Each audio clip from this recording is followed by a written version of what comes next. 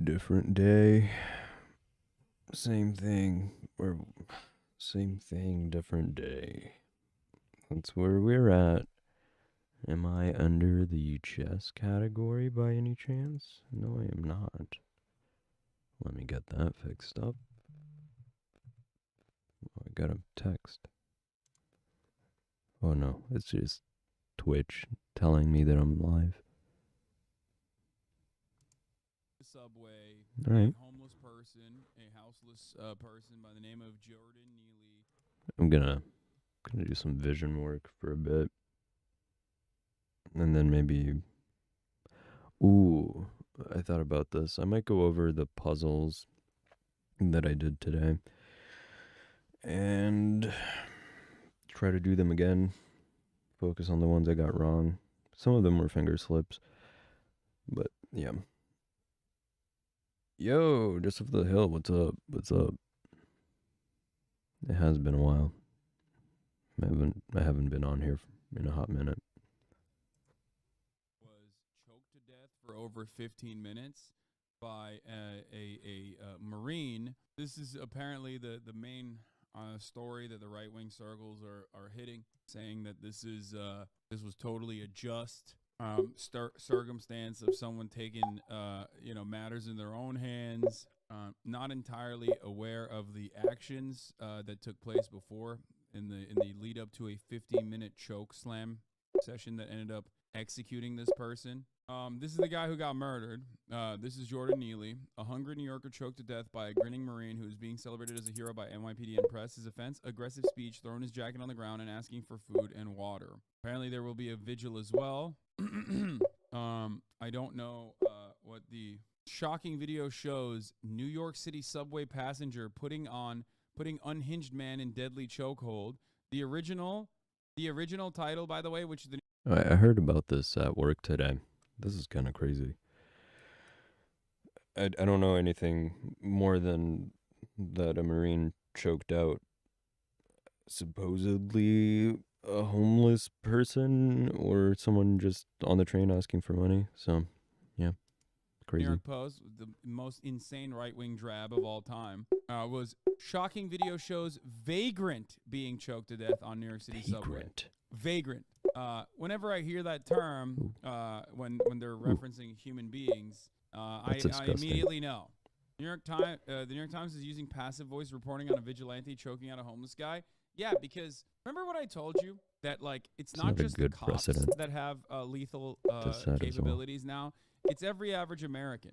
Like the average American, especially on depending on who their victim is, also has the same level of lack of accountability, the same lack of accountability that the average cop has when it comes to killing people, especially if it's an unhoused person. If it's a human being that is homeless, then that's how it works.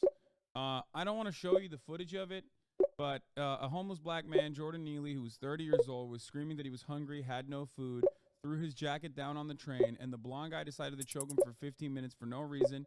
EMS could not revive Neely. No charges have been filed. And the passengers on the train, including the person shooting the video, said the man did not physically attack anyone before he was taken down. Jordan Neely was homeless, tired, suffering, hungry, and unable to defend himself from a violent chokehold, which led to his death. His murderer walked out of the police station with no charges. The New York Police, the New York Post, is sanitizing white murderers and turning them into good Samaritans. Now, here's the thing. Per ABC7, the 24-year-old Marine who had 2 deployments and knows some MMA moves admitted to the police that he wasn't threatened by Jordan Neely, but he came up from behind him and put him in a chokehold for 15 minutes. Video shows a strap hanger. What is a strap hanger? Into his own hands, pinning down an unhinged man in a deadly incident on a Manhattan subway station this week. A subway rider is called a strap hanger? I had never heard that before. If a homeless man makes me uncomfortable, the sentence is death is the kind of public argument that people should be embarrassed to make in public, except no, they're not. I saw a guy overdose on the train last week. A homeless guy on the subway tried to attack my wife on her way to work just a few months ago, thrusting a pointed umbrella at her. There was no one around. There's obvious social disillusion going on, and no one seems to know what to do. You're going to be sanctimonious when people start defending themselves and others, no matter how ill-advised. So here's the problem. I don't know if those stories are fake. But it's a very common experience because we have decided that we are going to make the housing market unmanageable And we are not going to provide any solutions to people who are literally living outdoors and braving the fucking elements for years on end. And that trauma and the assault and the sexual harassment that happens to them and the possible drug usage that you engage in an effort to self-medicate that fries your fucking brain over the course of many, many years, basically turns you into a walking, living, breathing fucking zombie. And then the government doesn't do anything to interfere in the process other than violent police action. And even then, that's not always the fucking case, right? Which is not necessarily a bad thing that that's not always the case, that it doesn't happen regularly. Like intervention happens not often, but when it does, it's incredibly violent. Okay, so do not misunderstand what I'm saying here. And then we are just like leaving matters into the hands of like random fucking vigilantes. It's great. Wonderful. Very cool. This is going to keep happening. It's going to happen more frequently, as a matter of fact. Having said this, is it also normal? Is it normal and good and perfectly reasonable to just like, especially if you're like a smaller person, you know what I mean? Or, you know, someone who does not have the capability to defend themselves, someone that's not very confident in their physical ability, to like literally sit there and be like, okay, I don't know if I have to fucking dodge someone who's like screaming at me who might like actually fucking assault me. No, of course not. I'm sorry. That is not normal. Okay? It's not normal. The government has to do something about it. That's why we fucking pay taxes, man. That's why. It's ridiculous that we have criminalized homeless people. We have criminalized existence in this goddamn country. We do nothing to solve it. And then we just like basically leave matters into the hands of the people. And because the cops are also fucking dog shit at their jobs in general too, and only engage in like incredibly violent fucking ways, and usually not at all because, you know, their feelings are hurt, I think, or something, or they're not getting paid enough. Like $8 million a day is not enough for the LAPD as far as funds goes. You know what I mean? That like now people are just going, I'm going to take matters in my own hands. Great. Awesome. Now the Manhattan DA's office is investigating after Jordan Neely dies following a subway chokehold incident. Brother, this is, why are you talking like a cop did this? You want to know why? That's deliberate. That's by design. Because cops are doing the blue flu shit. So now it's like up to the fucking citizens to also enact in the same exact violent, psychotic fucking ways. So now the media is doing the same fucking defense for like random vigilante people, as long as like the victims are black and homeless, that they would have done for the cops. Here's Ole Emmy's take on it. Incredibly frustrating about New York City is that it paints itself like it's this big, diverse, progressive city. Like, oh, it's a blue state. Oh, the liberals. Meanwhile, I have never seen the level of disparity and dehumanization between different populations of people in my life. Like, just think about this. And this is something I know as both just a... Same goes for California, too. Los Angeles is the same way with their mistreatment of homeless people. Like, they're fucking, you know, not human beings. Part of that is because the media is constantly fucking hamming on this narrative. Another part of that is, and I, you know, people get fucking mad at me sometimes when I mention this, but another part of that is because, like, yeah, if you're living in a fucking big city and you're constantly seeing people on the sidewalk just like roll up on you and fucking yell at you and shit, I avoid it. It doesn't matter to me, but I'm a big fucking dude. I get why some people might be scared. For me, in particular, I've talked about this before. There's a dude that loves jerking off. For me, it's whatever. What the fuck's he gonna do? You know what I mean? I just, you know, when I'm walking around my house, it's one thing. But I also don't feel all that safe if it's my mom walking around. You know what I mean? Like, it's just, it's crazy. Like, stop making a joke about gooning or whatever. In a normal society, okay, that person should be getting the proper one. That person should be jerking off in a house and not outside in a fucking sidewalk. I would hope and so. in a normal society, that person would be getting help for the very clear, obvious mental disabilities that he has, like the litany of fucking mental disabilities he has. That dude also tries to literally fucking break into my house every now and then. I know. It's in front of my house. Yeah, I know. He will randomly at like 6 a.m. show up on my fucking cameras trying to break into the house. I don't know what he's going to do if he breaks into the house. It's not that big of a deal at the end of the day. I can deal with it on my own. But like, it is an abject failure of the systems that we exist under that like a dude is doing this shit. My immediate solution to this problem, of course, isn't like kill the guy or isn't like call the police so they come and kill the guy. You know what I mean? I'm not going to outsource the violence of the police force. Are you making this up? You think I'm making this up Do you live in Ohio where you don't have any neighbors? No, man. Of course I'm not making it up. Are you stupid? One, I've talked about this before. And two, this is a very normal thing that happens in cities all the time now. If you live in a fucking big city, you're going to have dudes jerking off. It's not as bad or as psychotic or as dangerous as the way that, like, especially when they make it seem like, you know, the outside of my fucking house is like goddamn war zone or whatever. They always make it seem like, you know, people are getting fucking stabbed left and right. No, stabbings do happen. Of course it happens. You know, it's a part of living in in a big, dense urban environment. You know what I mean? It's not a fucking battlefield, and you learn how to deal with it, except you shouldn't have to deal with it. And especially when, it's not great when things do end up becoming a very real problem, okay? But that's pretty bad. I mean, I think objectively speaking, that's pretty bad. In a normal society, that person would be getting the fucking help he needs, okay? We don't live in a normal society, though. So when that shit is happening, and you see it in the media all the fucking time, no matter how woke you are, no matter how liberal you are, okay, and plenty of people claim that they're liberal, but they're not really even liberal when it comes to this kind of thing, they get, like, incredibly fucking violent. And I've heard liberals say the most, like, blood-boiling shit as it pertains to, like, homeless people, calling them fucking vagrants and all this shit. Why don't you help this guy then? Are you fucking stupid? Am I a professional? Do you think I have any professional capabilities of, like, helping out a person who is trying to masturbate furiously? The expectation should not be placed upon random fucking citizens to be like, all right, I guess I'm a social worker now. Let me go fucking help him, get his nut off.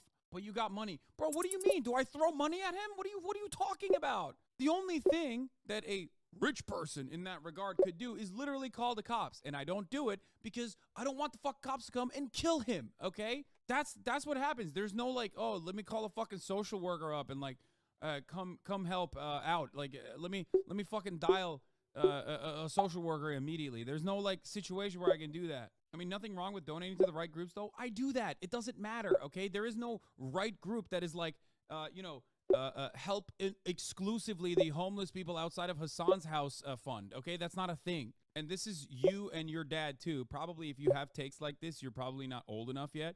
But you and your family members already are throwing money at the problem. It's just that money is never reaching the point where it would actually help alleviate that problem. It just goes directly into the fucking pockets of cops. I want it to go to housing measures, which I vote for, okay, in ballot measures that I vote for and advocate for and push for as a political commentator. But the unfortunate reality is that it doesn't go there. It never ends up in that regard. You're forgetting that the main point of contention here is that this is a systemic problem.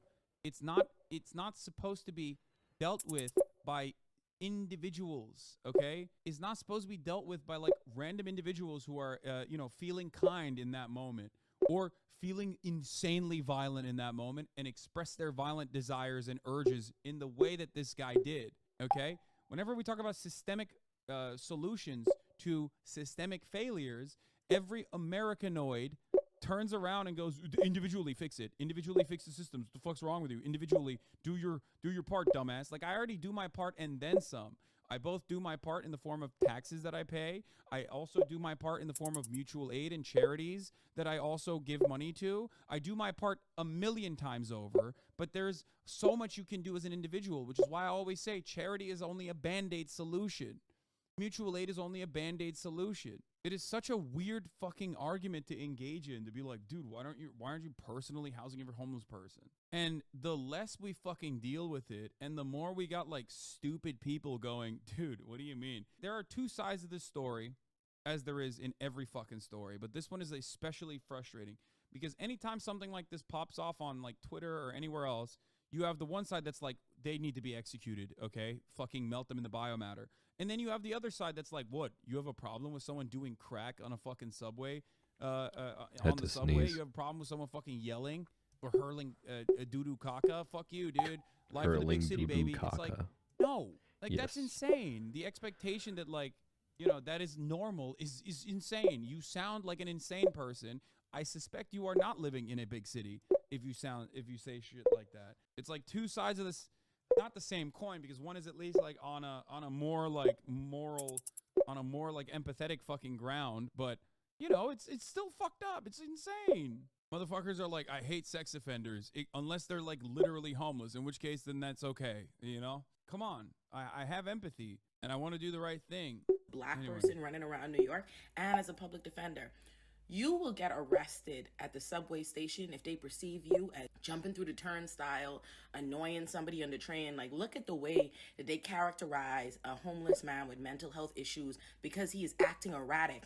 That justifies somebody murdering him. Meanwhile, you as a black person couldn't so much as jump on that train for free and let NYPD see you without being arrested. Same subway stations where they put 1,000 new police officers in the subway station to harass and terrorize the homeless people. Then, once they took them out the subway, they put more police officers on the street to tear up their encampments and harass them there, right? These are the subway stations where homeless people can't even be seen. They can't even stand, talk, do regular, lay down on the subway without being harassed by NYPD. But a white person could walk into that subway station, get on that subway train, and put a black man in a fucking chokehold for 15 minutes and kill him and walk past NYPD and go home and have the New York Post and the New York Times. You know what's crazy about it? If a cop did that, that cop would not be that's as disgusting. celebrated. And she's absolutely because right. like the expectation is that they're trained. So like doing that is like completely fucking unhinged, right? Like sure, there will still be people celebrating it, people going, "Oh, dude, that's awesome." Like, what do you mean? Like this is a vagrant that was dealt with, obviously. But because it's a human vigilante, like a normie, a civilian, people are like, "Oh, I wish that was me in that situation." Because that same thing happens whenever I talk about like issues that pertain to like existing in public spaces and chat chirps about like their own Getting better personal on the black PTSD side. that they have.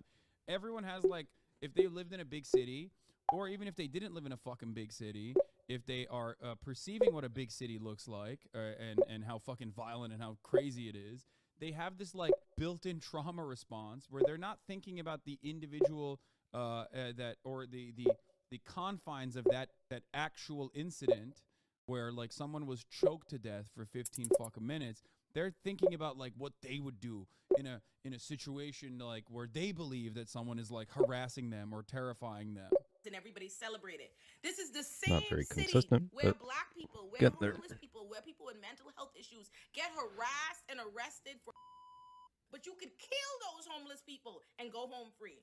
This is a sick world. I feel like that needs to be emphasized in a crazy way. It's not just the fact that you could clearly see the media transparently and boldly painting the killer as a hero while they dehumanize the homeless man, right? No. That's not sufficient, right?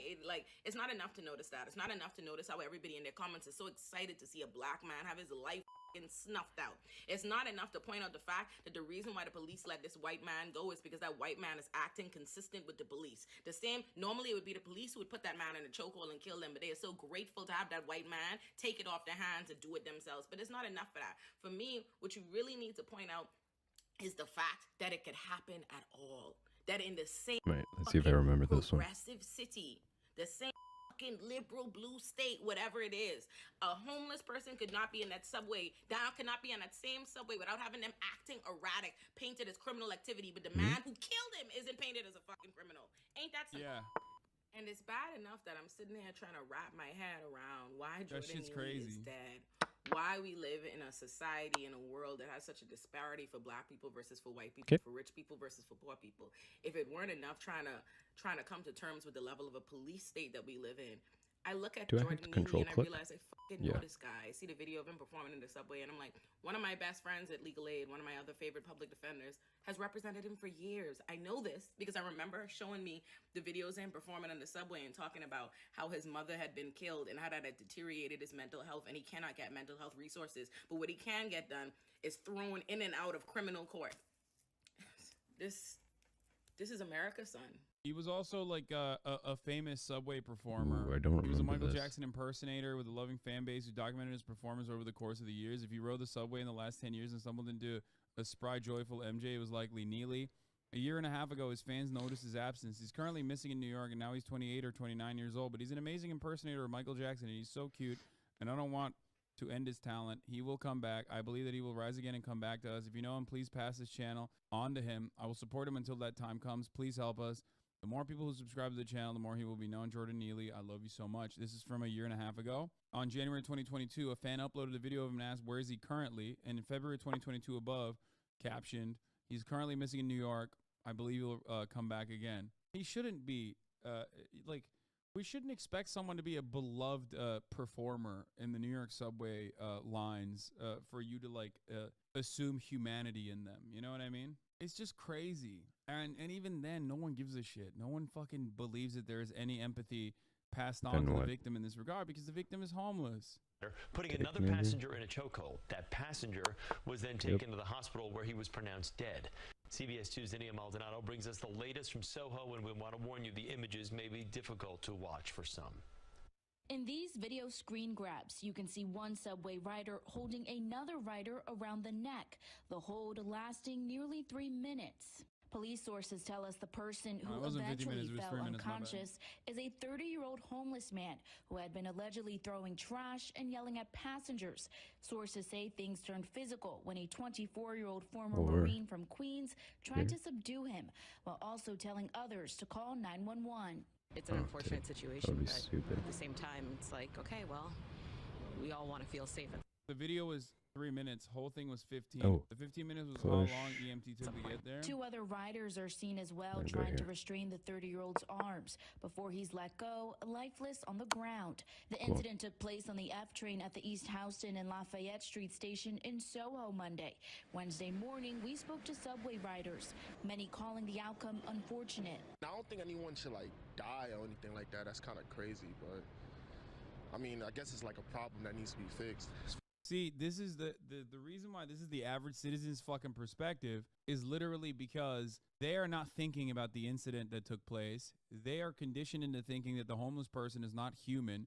And on top of that, they themselves probably have an experience where they were fucking scared themselves in a situation where they're like, oh, I don't know what the fuck to do. This is what happens, okay? If you expect every single person to behave like you do in the endlessly empathetic ways, if you expect everyone to be like me, for example, you know, not call the cops on a dude who's like a serial fucking masturbator outside of your house, for example, you're not going to get too far. That's not going to happen. The average person sees that shit and goes, holy fuck, someone's got to do something about it. But unfortunately, the media doesn't do its job and talk about the systemic failures as to why this happens all the fucking time and why there's no solution to it. It's not to so then they become more and more reactionary, more and more fucking violent. That's the real problem here. Like everyone is responsible for this, okay? But I want to be as sane and as normal about this issue as possible.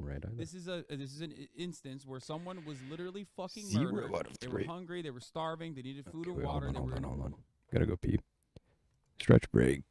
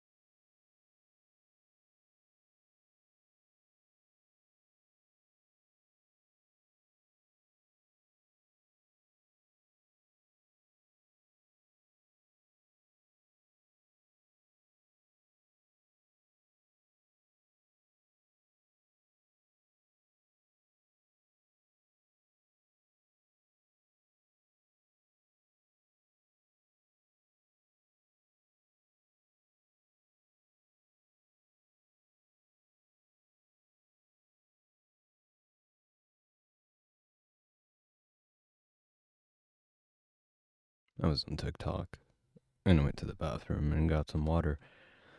But I'm here now. Let's continue. A state of mental distress, and they were murdered for being a fucking nuisance. And the reason why so many will justify it, or so many will at least like overlook it, is because they themselves have had a situation where they like literally got, you know, they were put in a similar condition where they were scared. As far as like the homelessness. And acknowledging the danger at hand. It's unfortunate that he died, like, don't get me wrong. The NYP doesn't really have that many officers, or at least to my knowledge. You know, you can't have an officer on each train car all of the time. Police say when they arrived, the 30-year-old was taken to Lenox Hill Healthplex where they he was wanted me to pronounced dead.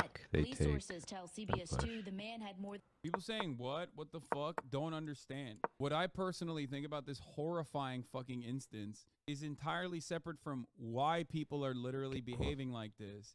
If you don't understand why people are reacting this way to a literal fucking murder, you are failing to understand what the average citizen's perspective is on the homelessness issue, and you will always fall short of trying to cater your messaging directly towards an audience that does not see homeless people as human beings. You can't write off every fucking normal human that you see on the street and assume that they're like violent, unhinged fascists because of their lack of care in this regard. Yes, they are behaving in a way that is consistent with those principles.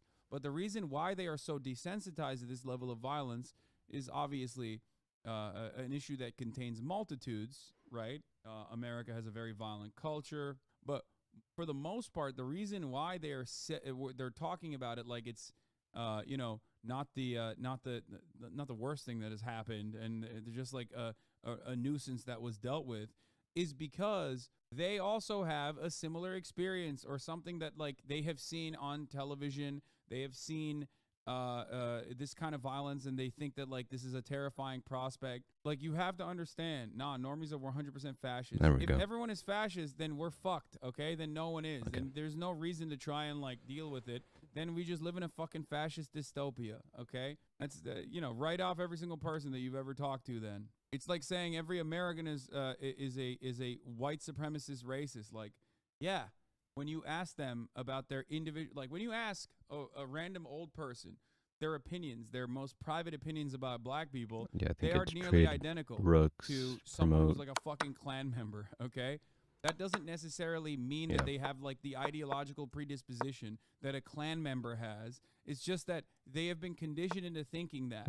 And there needs to be a way to separate that in your mind when you are dealing with people, because normies don't realize, but they can still be convinced otherwise. It's what so many people were taught. Not everyone's a fascist, but we do live in a complacent and disillusioned dystopia. That's not an exaggeration. Of course. Absolutely. 40 prior arrests, as well as an active warrant stemming from a 2021 felony assault charge.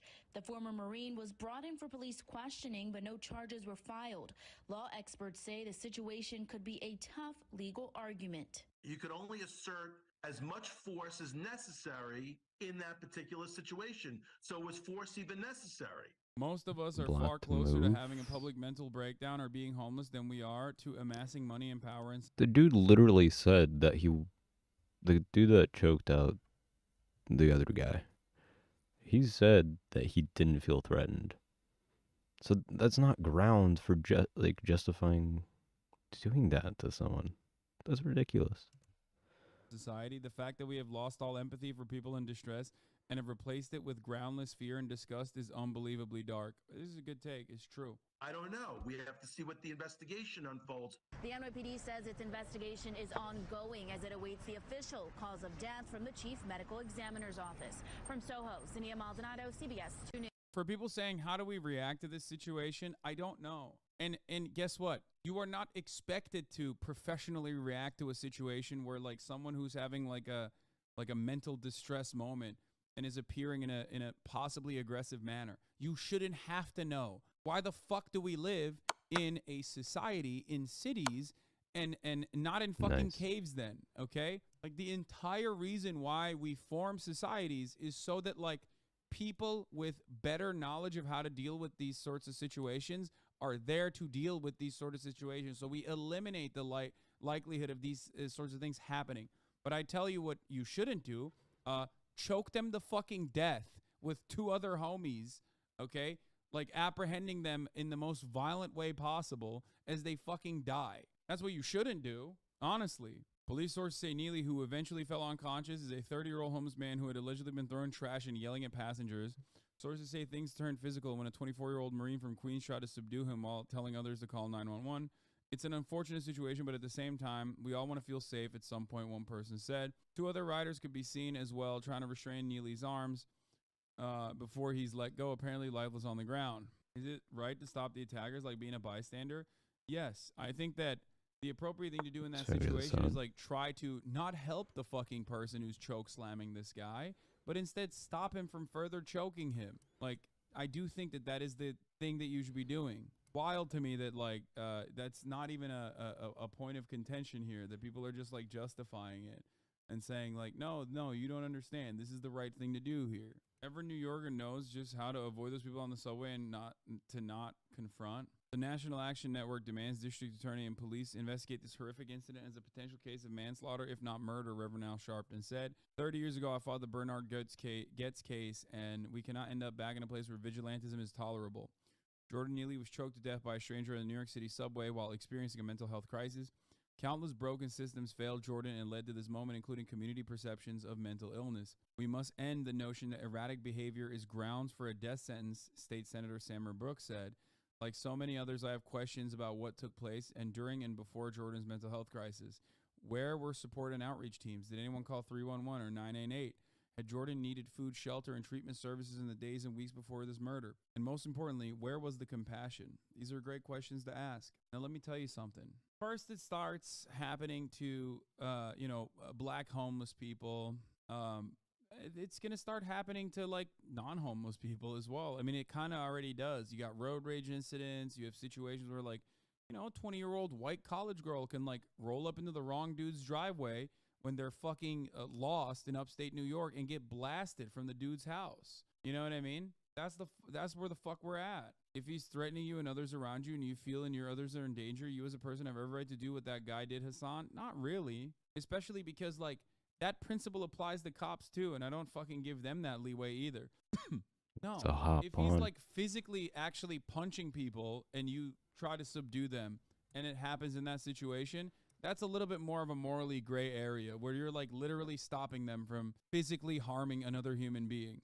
But if they're fucking throwing shit around and very clearly in a state of mental distress, which happens all the fucking time. I just don't know if I should perception of threat is not check entirely the bar rook that you can clear for enacting your most violent desires, And for people saying he's just an inconvenience, not a danger, not really. The reality is that if you've ever been on the fucking subway, there are certain cases where the line is blurred between someone who's making you uncomfortable versus someone who is a fucking clear and present danger.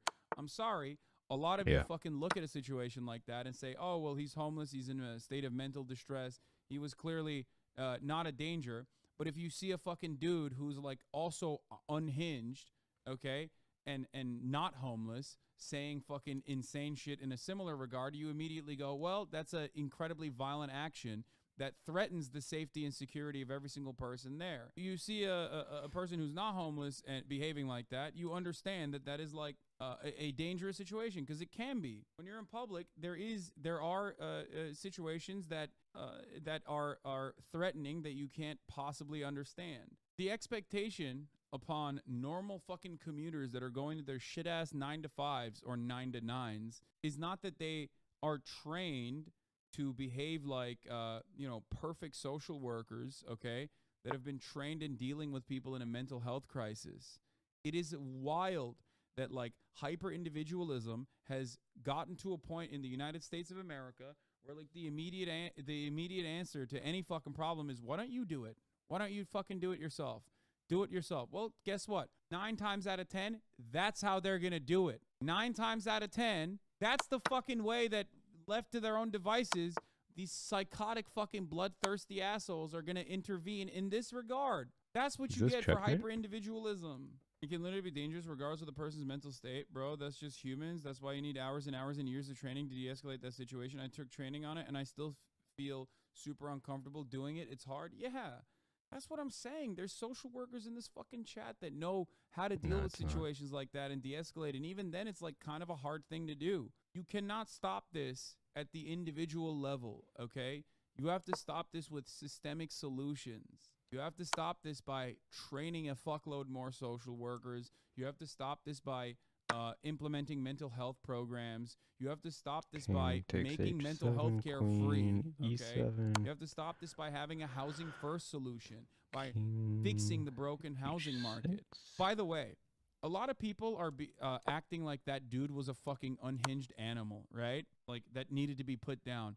You have the safety and security of saying actually unhinged animal style things from the comfort of your mom and dad's Connecticut McMansion, okay? But what you're saying here is infinitely more animalistic and more violent than what that dude was doing. I don't even know the exact details of what that dude was doing, but this kind of like I'm a warrior mentality, I'm a sheepdog mentality is what fucking wolves do. And you think that that is sick. You think that that's sexy. You're just as much as an animal, if not a way worse fucking animal than anyone having a fucking mental health crisis, because this is you in your most sane moment.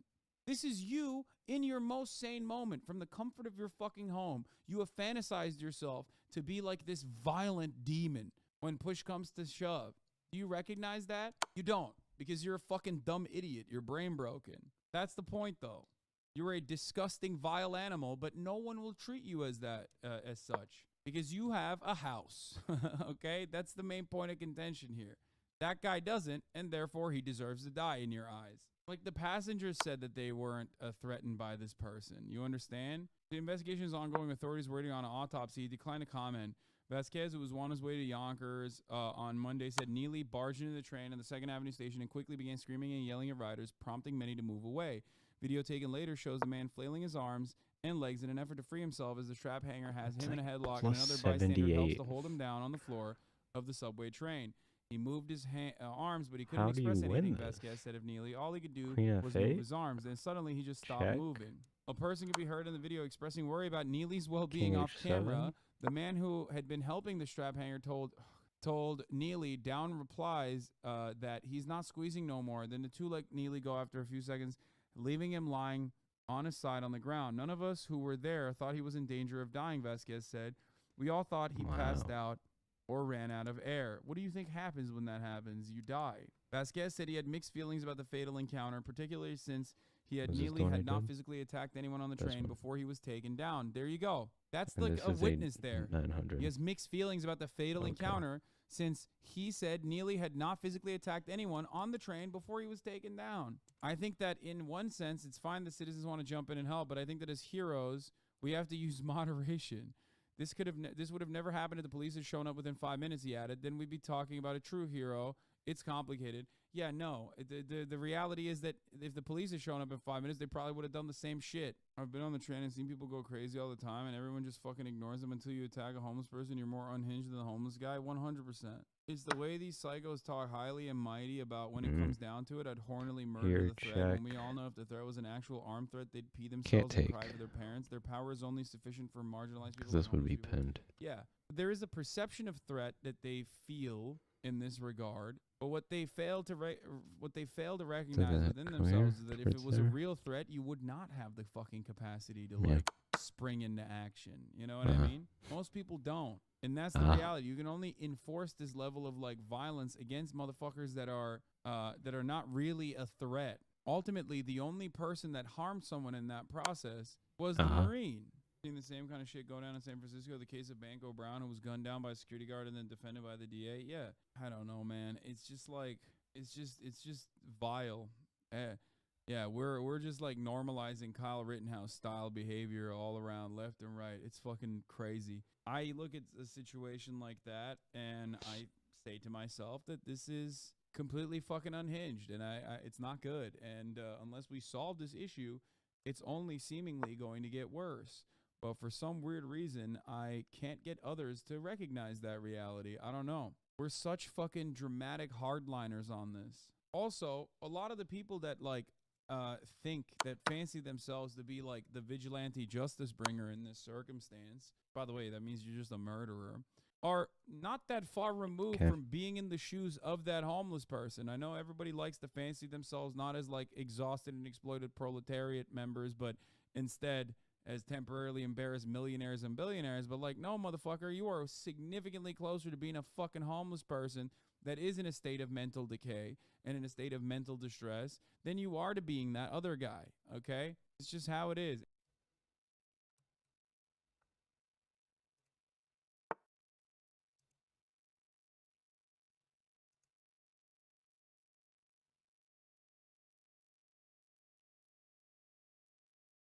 Well,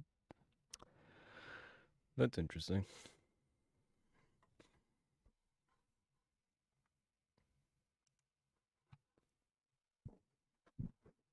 What do I do here?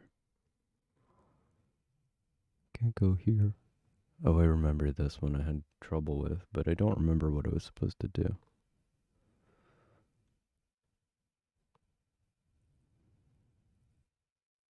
It was something so simple.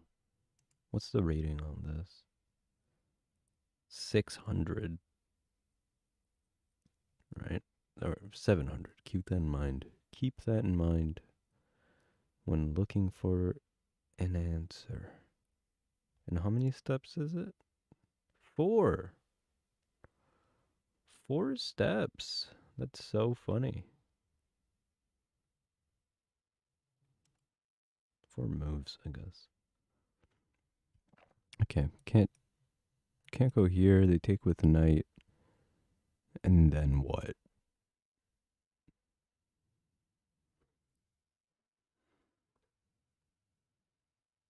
Like, my options are so limited.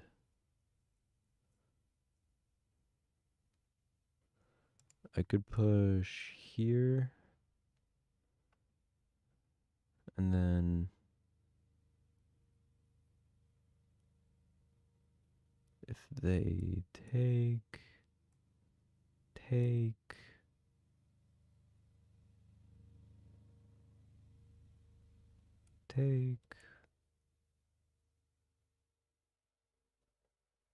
and I thought I could pin. If I could get the queen there, but that's not possible.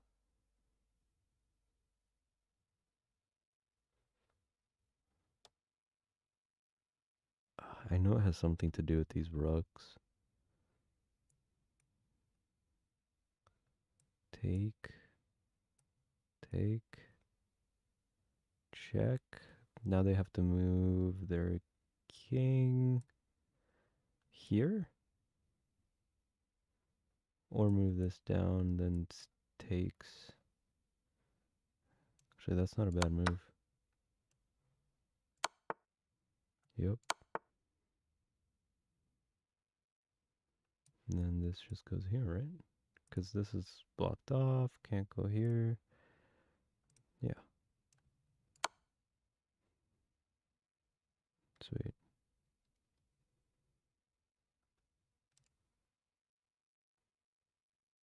I would not say that that's a 700 puzzle. That seems hard to spot for me. Personally.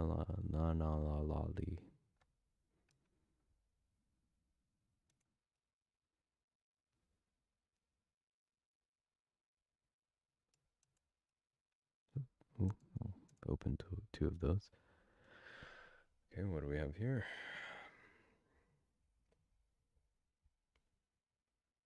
Oh.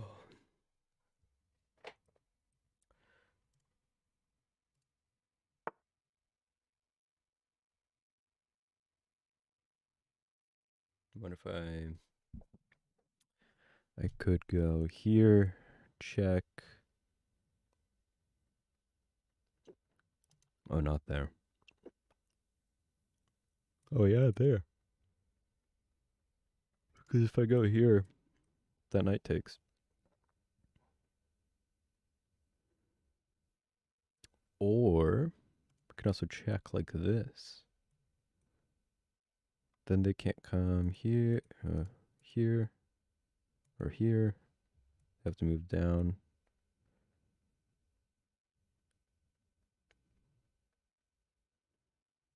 So then I'd have a knight here. If they move here, they're attacking the knight. Can I protect the knight somehow? I guess.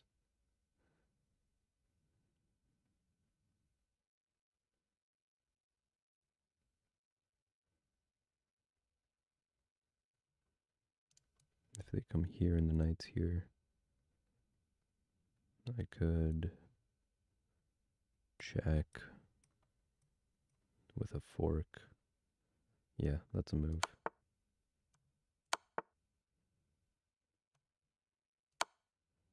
Mm-hmm.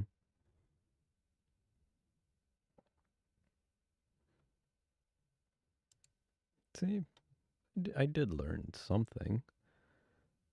That's not a bad. I mean, that's a satisfying puzzle. Okay, 1,000 rated. Let's see. I got this. Oh, I'll just go back. All right. Can I give checks?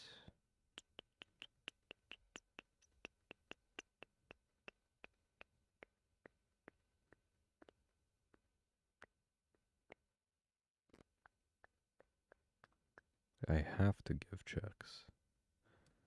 If I go here, they can go either here, or takes. If they take,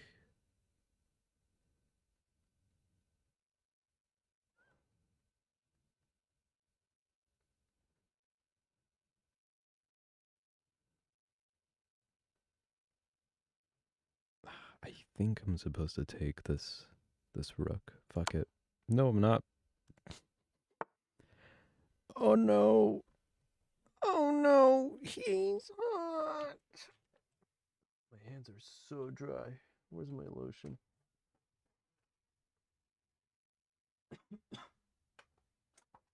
Wow, that's what I need to buy. I need more lotion.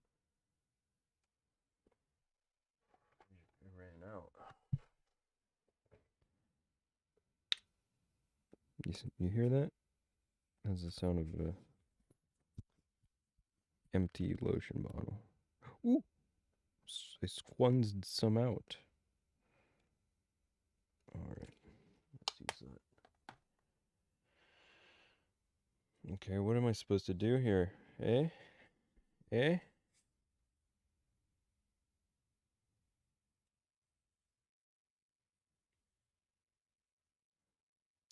I have to give check, because otherwise they take my rook. With check. Exposing that other rook.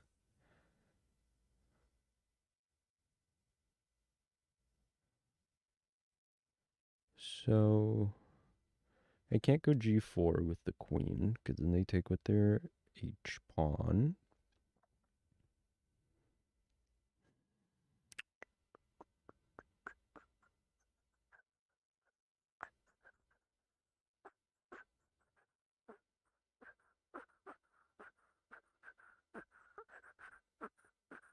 I could move the king. Go to king e7, defending the bishop, but that's... I know that's not how these puzzles work.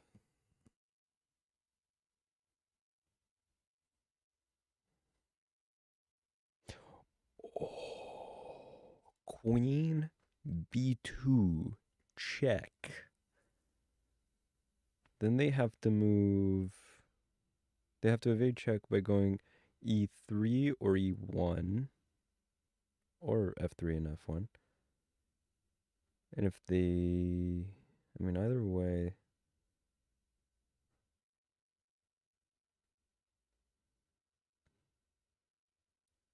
Either way...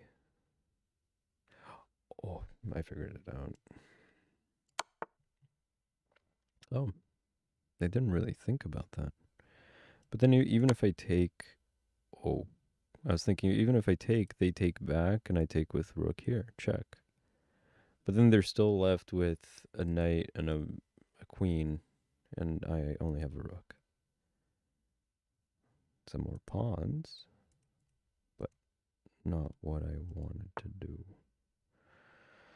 Okay, so that's obviously wrong.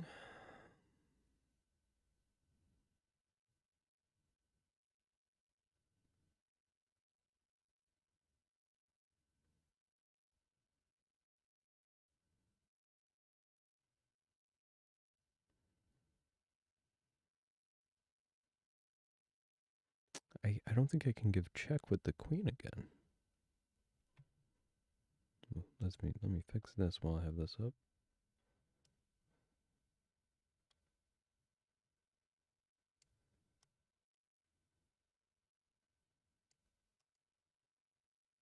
Cool.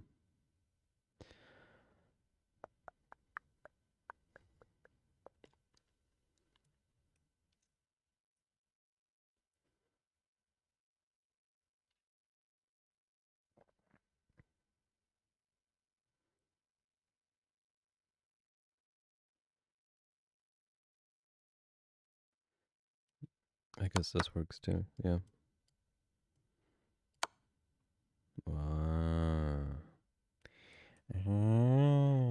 I see. Oh, I didn't mean to go next. Oh no. Oh, there we go. Was it? Wasn't that one, was it? Which one was it?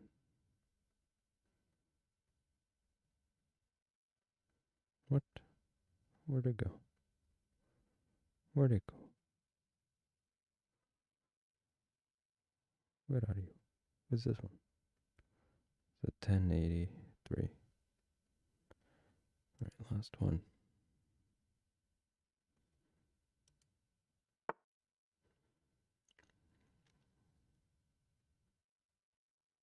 Okay.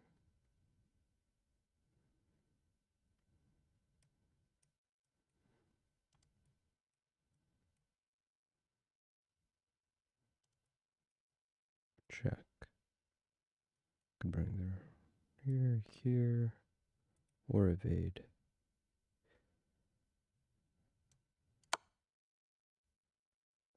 Oh.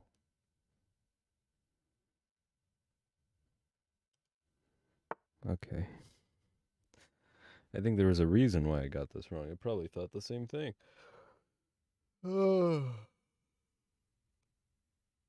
What now? I shouldn't take with the D pawn because it opens that file for the queen. It seems like an L. Ah, I see. I'm supposed to check with the bishop. Then they take, check again with the queen.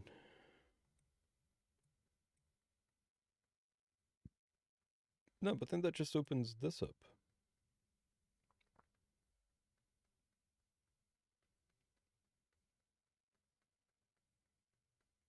Was there something to do with the knight? Because I could bring the knight out here. Check. That seems pointless.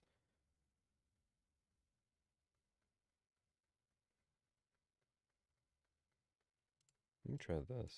Fuck. No. No.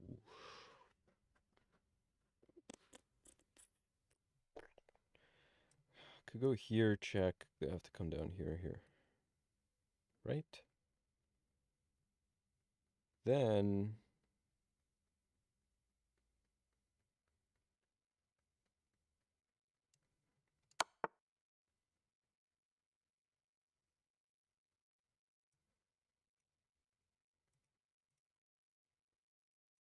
yeah. And that. This one is tough. Man's not tough.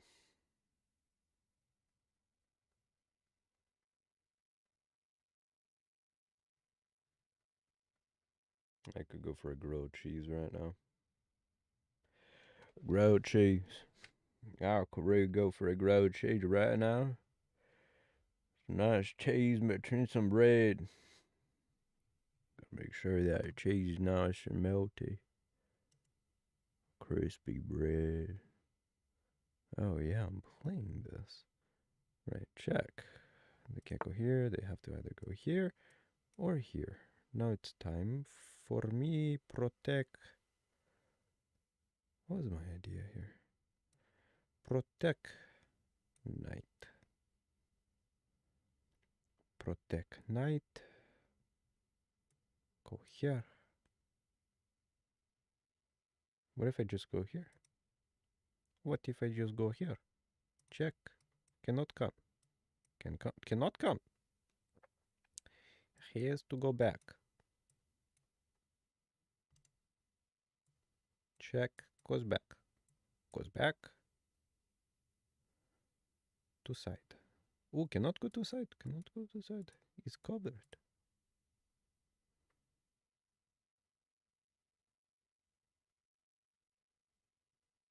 If I come here, this is covered too.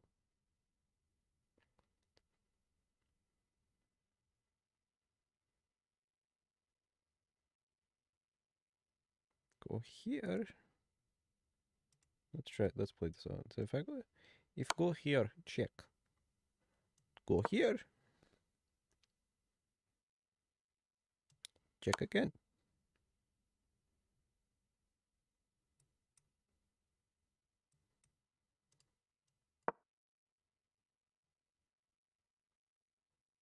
Oh no. Oh, cannot come here. Go here. Then checkmate. This is what we call forced check. As long as I didn't miss anything. But force check. Oops. Force check. Knight go there. Bring other knight back. Where was it? Right. Check. Has to move.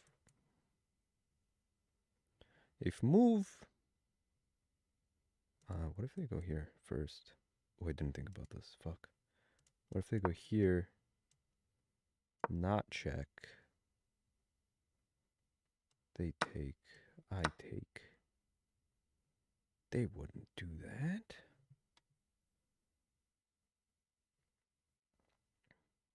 And then it's still check. Why can't I move that? Oh, it's their turn. I take. They might bring their king out. No, they wouldn't do that. They try to attack that knight. Or prevent the queen from coming in. Maybe something like... I don't know. It's not looking good for them. Thebes. What's my material like? Up one. Alright.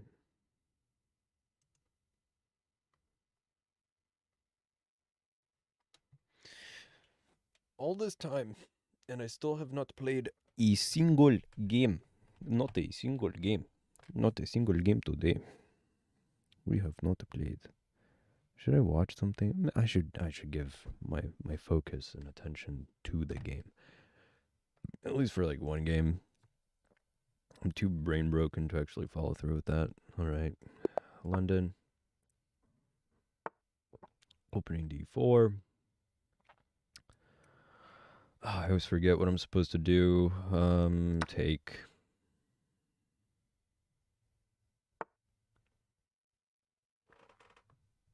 Okay, cool. Gives me a chance to develop my knight.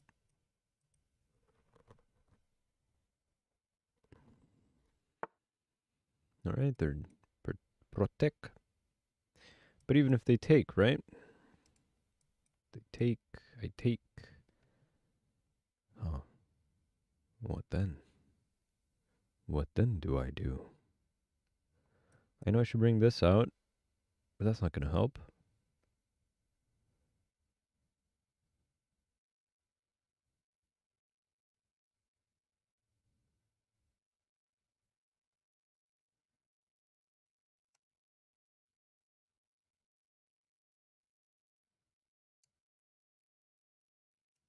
Let's bring the bishop out since it's there. They don't have this to attack with anymore.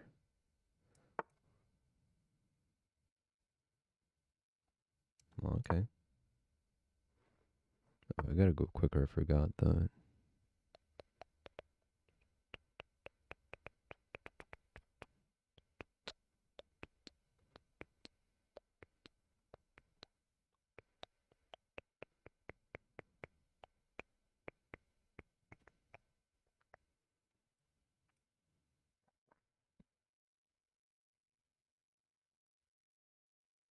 Ooh. Hit this. Then they have to defend it.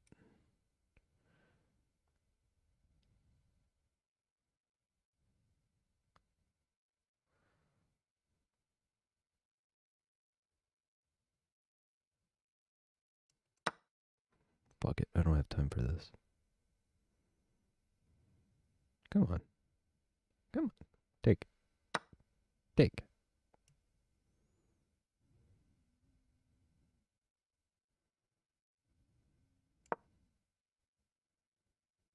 If I can get here with the queen, that would be fantastic. Truly fantastic.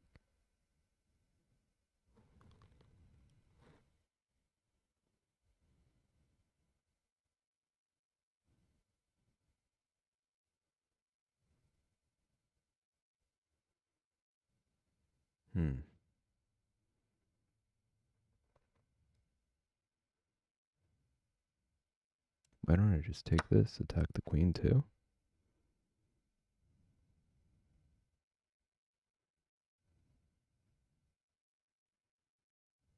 I really gotta get this out, or if I have to move my bishop, I might even be worth the trade.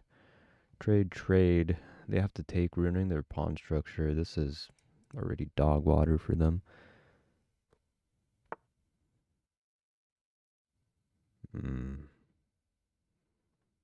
Right, because now takes. Let's... Can't push. I don't have defenders. Let's go queenside. They do have vision of this. Not that that really matters. Even if they take this. Okay, they took my knight.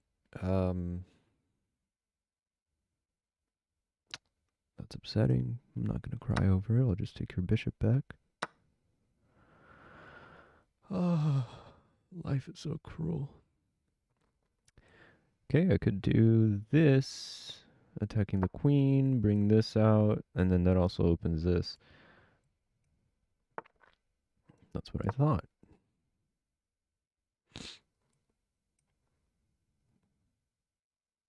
My queen only has one way out, though. I'm going to try to clear both ways.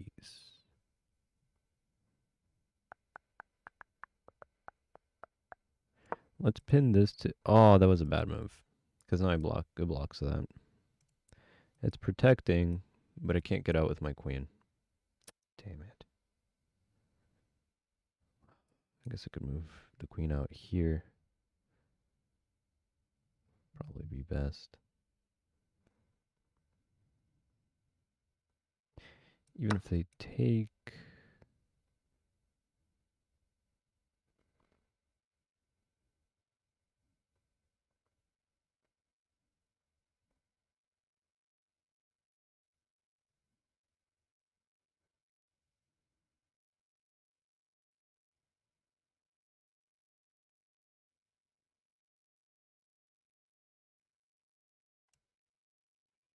Let's move this.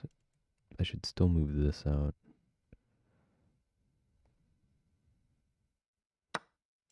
Yeah, and then castle.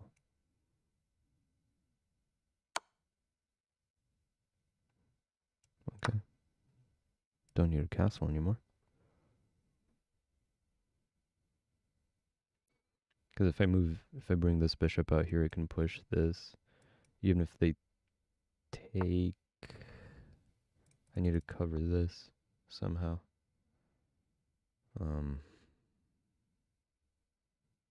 How am I gonna do that? Go here, here maybe? No.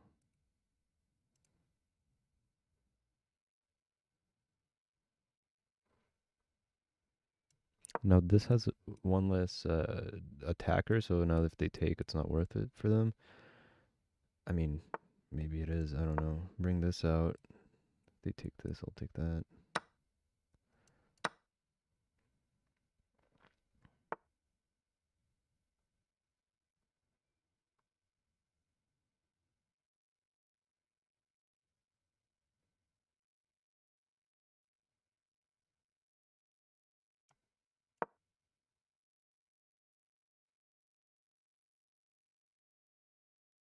And be careful not to get forked. Okay. I missed where it was that they were up a whole ass night. When did that happen? If I push, they take. Then I take. Check. Seems good enough to me. With the amount of time I have, that's a free night. Yes, sir. Go here, check. Oh, that's not check.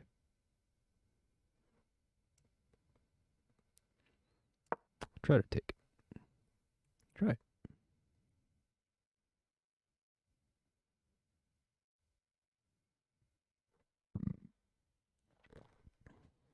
Come on. Come on.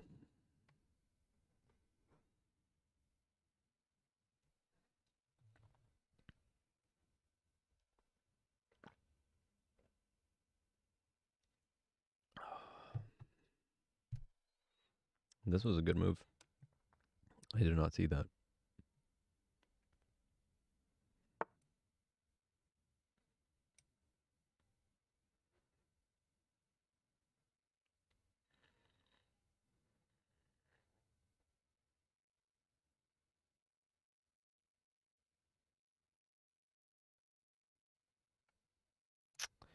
I feel like I should have... No, I can't defend with this knight. This position is like really good, I think.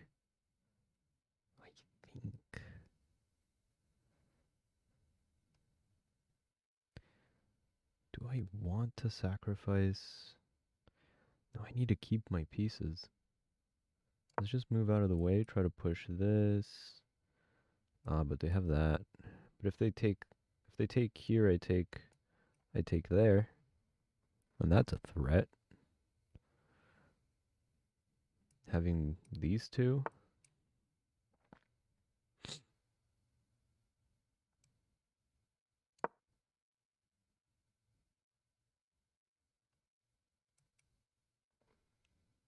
Unless they bring the... if they bring this out, I'll take it. Thanks. But if this isn't attacked, I'm gonna do this.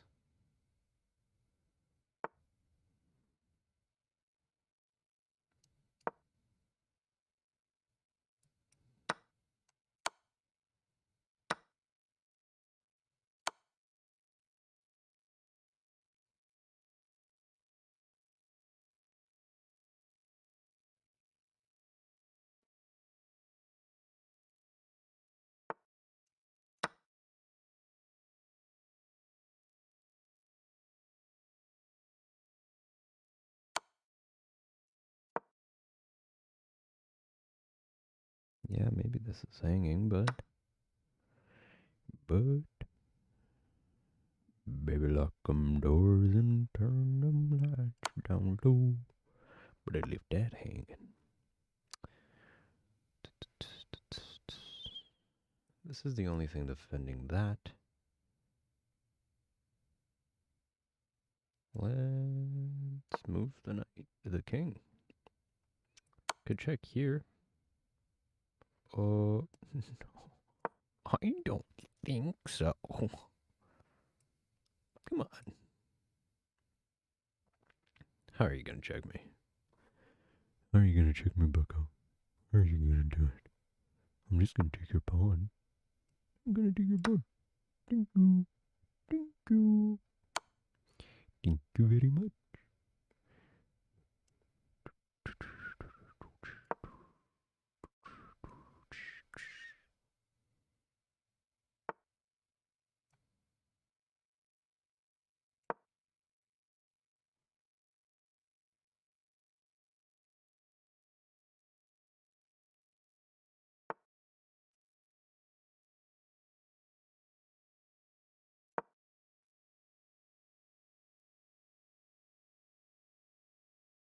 No way I'm gonna win this with a rook and a knight versus... Hey, I am the GOAT. 131. How you doing? I can play if you want. I'm not very good. Okay, so if I take... They take?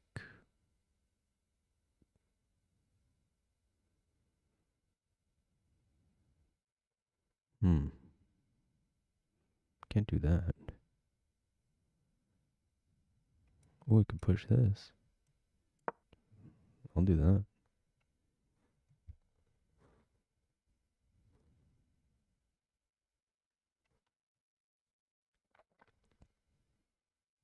For sure.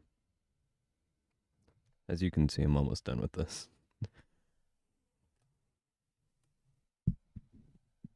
Somehow, I've managed to keep up. How long? Oh, thanks for the follow. How long? Maybe since like February? A few months. 3 or 4 months. I think I first reinstalled the app this year in January. Played a couple games. Then didn't play for a while. And then I signed up for the fee. Ooh. Okay.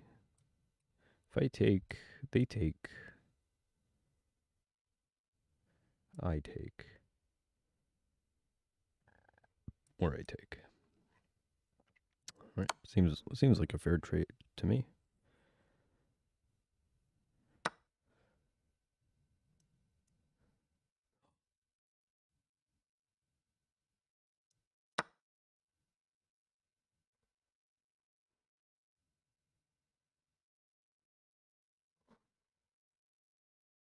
For 7 months. Did you like relearn, like have to learn everything from scratch? Because I already kind of knew the rules and whatnot. So I didn't have to learn absolutely everything. Oh, wow.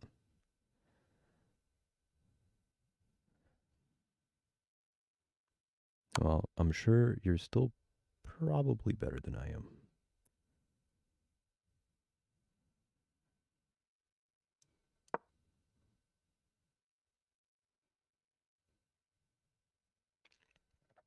Let's see. This is gonna be a tie, isn't it? Should I offer a tie? Let's try that again if they go up here. I don't know. Tesla. This is the best chess in the world. You know it. Okay, listen, buddy. We're gonna draw. We're gonna draw. Is that what you want? Yeah, that's what I thought. I mean, I'll take a draw. I don't care. Whoa. It was a pretty fair game. Pretty equal. Let's see. Where did I do wrong here? Their opening was dog water. Oh, I should have taken that pawn. Right. I see. So if they pushed here attacking my bishop, I should threaten danger levels, because then they have to take care. I mean, this is essentially what I did later. Take. You're at 1,000 elo. With 7 months only playing. God damn. You're gonna decimate me if we play. Whoa, whoa, whoa. Oh, fuck. Hold up. Okay. This was a blunder. I don't know why I did that. Hold on. Yeah, they push. I take. They really wanted me to lose a knight here to develop the other knight. What did you have in mind? Why would they not take? These 600s are psychotic. They will gobble up anything they say. Should have taken with the knight. I know. Why did I do this? Why not take with the bishop? That's so stupid. Takes, threatens. Oh, I did have a trapped rook.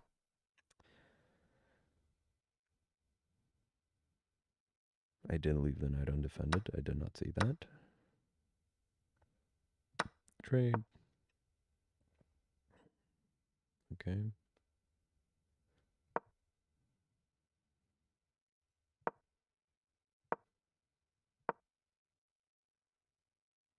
Right. Yeah, the moment I did this, I knew if I moved the bishop here.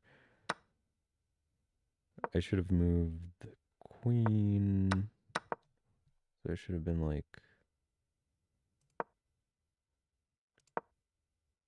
queen d6. I doubt they would have moved the knight there, but yeah. Okay, I get it. They take, move, of course, lose that pawn. Why would I do that? Why would I move the queen of c1? That's ridiculous.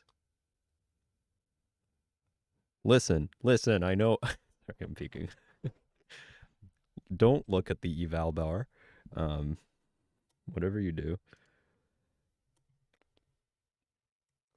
But okay, look. I went that whole game. I was underwater. I was like, oh wait, no. This is when I started. Yeah, no, I was underwater. This was so bad. But I did manage to bring it back. I brought it back. See? And we tied. All right, the rest of like the middle game. Yeah, I don't get this. Why this?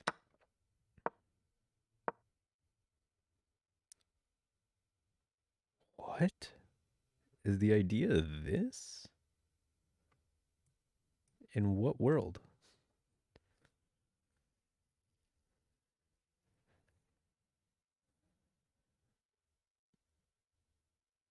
Oh, whatever. But they traded queens, which is fine.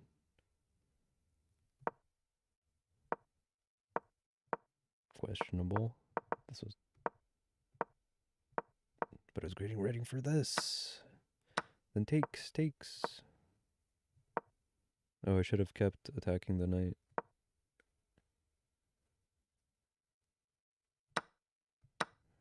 Yeah. Yup. Push. Oh, they wanted me to defend this pawn, which I did not do. Takes. Yeah, their king moves were this move here was really good. I didn't see that. All right, I don't retreat. I'm not like that.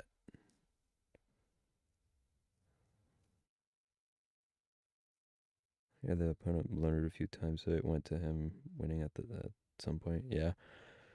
I mean, that's why I tried to not forfeit, because like I'm so bad, which means my opponents are also so bad. Right. Evade, and then you trade. I know it's equal trade, but I have like 3 pieces. Come on. Well, I guess it's not that bad because they take. No, it is bad. I can't take that. Can't give check. What do I do? Push this? Lose it? Come on. Yeah, you're gonna tell me it's the best move and you only have like 2 moves for it? Try again, buddy boy. I still think what I did was best. Stockfish can suck it.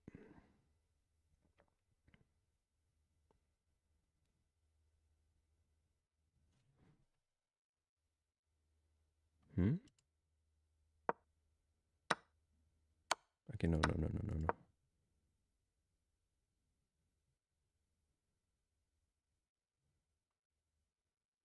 Yeah, this was the point.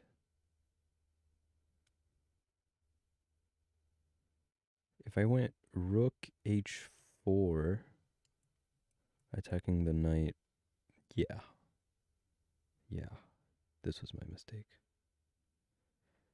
Yeah, Stockfish is like 3 elo below me. It's like kind of good, but not quite as good.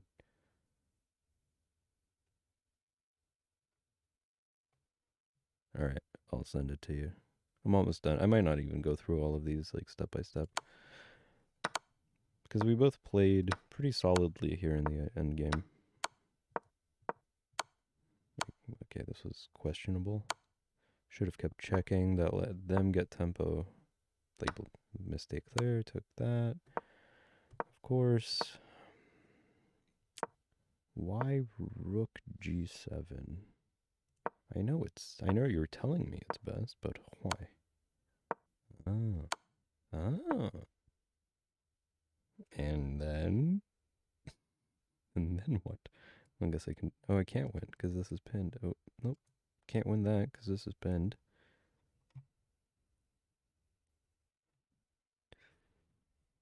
Yeah, it's, play like an 800. Not too bad. Not too bad. Doesn't feel great, you know. Yeah, what was this? It does feel nice when you play like a 1,500 or something. But I also don't believe this too much. Okay.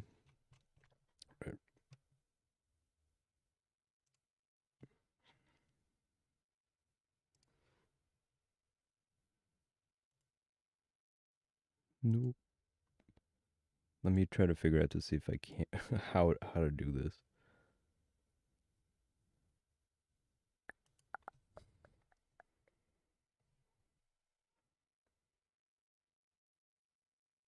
Well, I started to win because they started messing up.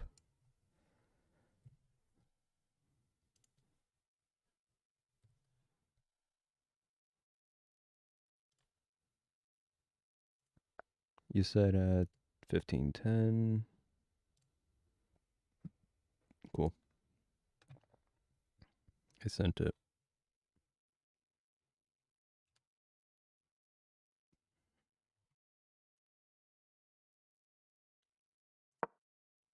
What was this? Yeah, don't need this. Cool.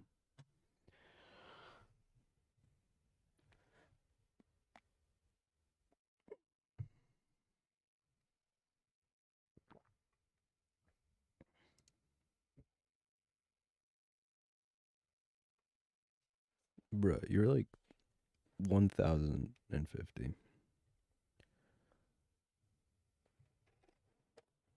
Twice my elo.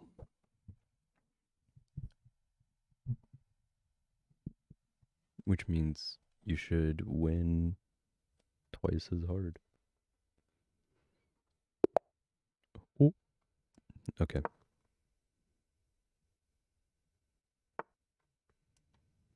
I know this line.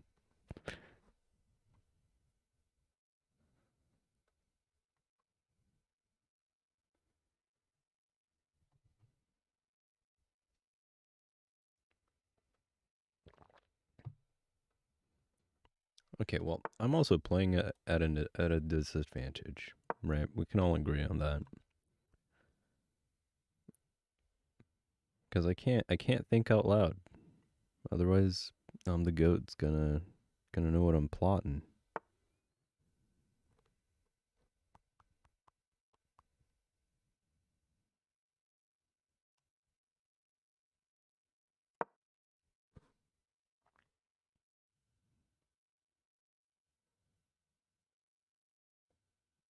You don't need to. You can if you want, but I don't mind.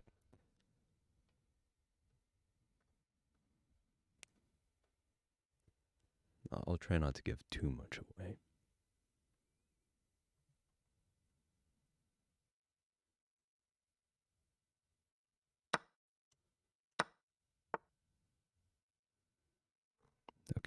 Okay. The goat said they muted it. I don't believe him. I see what they're gonna do here. I know it. I can see it from a mile away. Now, thank God that this is a 15:10 game, so I do have some time to think about what I'm gonna do. Queen somewhere out here, maybe out there. That's not a bad move.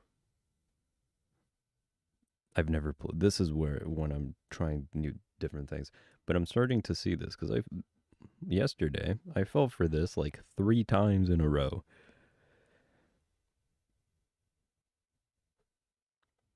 So come on, do it. No, come on. This is GG's already. Yeah, you fall for that fork. Well, what do you think of that? Well, the show must go on. Let's see.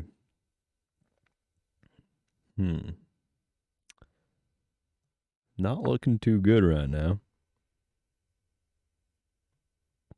The only good thing is that I can't castle queenside, obviously. I can bring the knight out. Get control of this. I don't have a lot of control on that. Oof. That was brutal. That wasn't brutal. That was just me being stupid. Oh, I can't move this here to have that stupid bishop. How do we attack that bishop?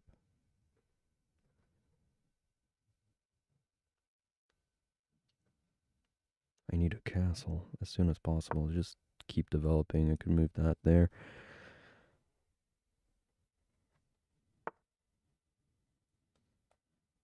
Okay. Double attacking the knight. Actually, it's not double attacking, but I have it protected right there. Okay, take, and then I can move one of these. Let's move this in case there's a pawn break somewhere out here, just like so. They take, I take.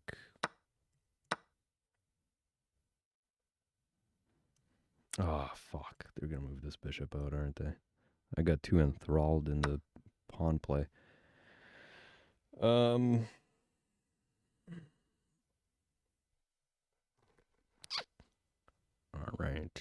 I see what you're doing here. Should I just do that? Fuck it. Let's bring the bishop back. Oh, I'm so fucking stupid, man. Oh, trapped rook. But they have to run away. Oh, but now they see it. They see it. They're defending it.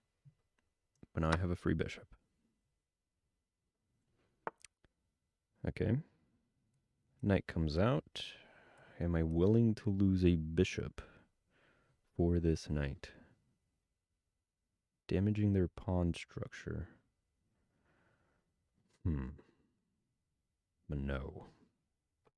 I do not believe so. Let's do this. Attacking this queen. Defending by that bishop. Obviously.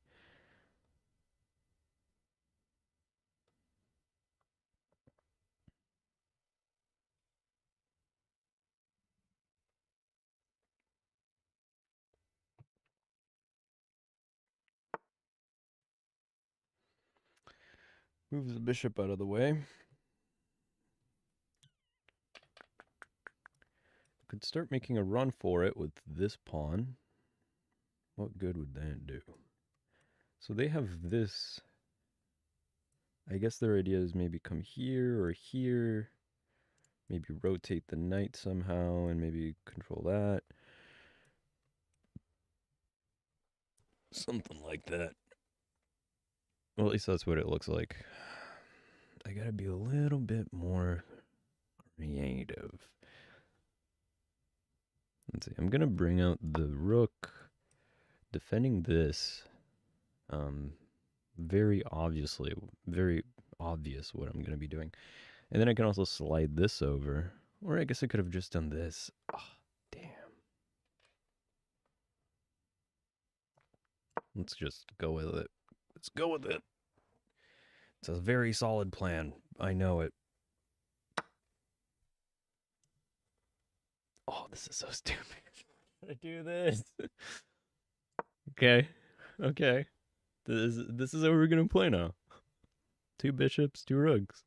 This is where I shine. Oh, and this is like right. Where was that? Couldn't they go like here or something? No. Oh, they also have this bishop. How are you defending everything? Come on. And I need a piece so bad. I guess this. What are you gonna do? You want to lose your right to castle? King right dead center. What you gonna do, big boy? What you gonna do? Yeah, this is what I thought. I just have to think, this is just like the puzzles. Just like the puzzles.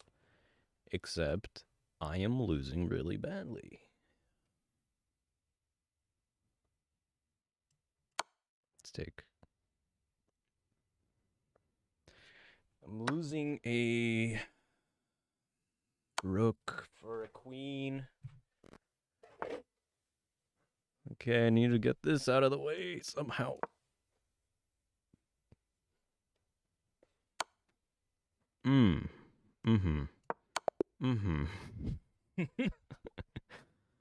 GG's. Hold on, I gotta go to the bathroom. I'll be right back. Here, enjoy this.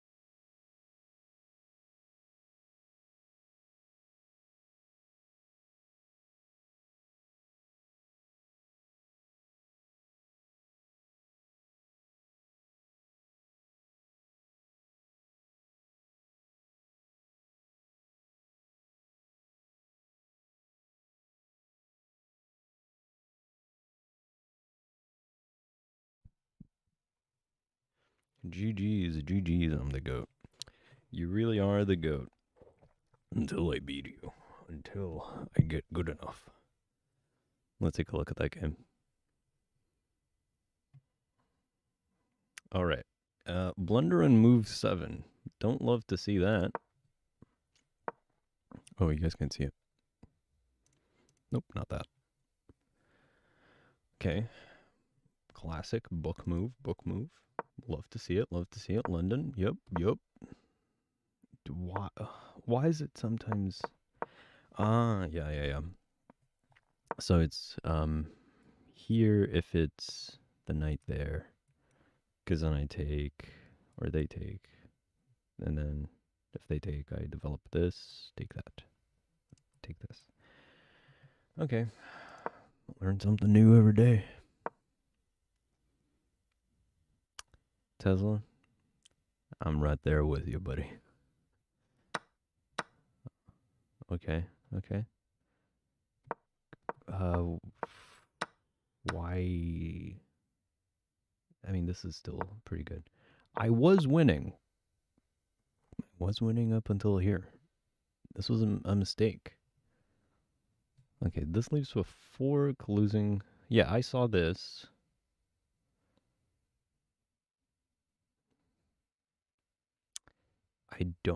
The way I dealt with it was not the best move. Because what did I do? Right, so I saw this. Then I brought out the queen.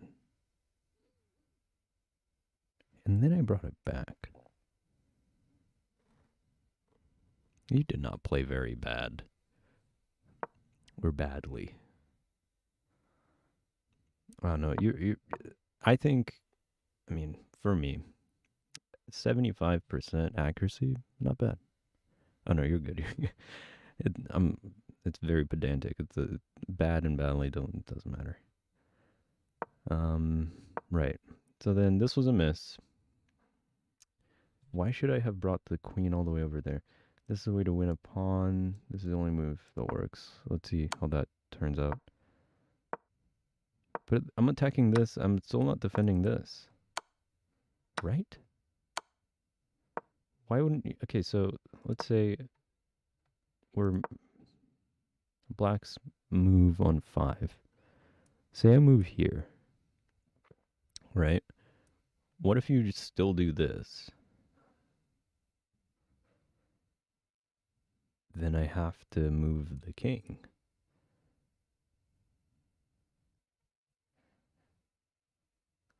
Right? Can I go to analysis?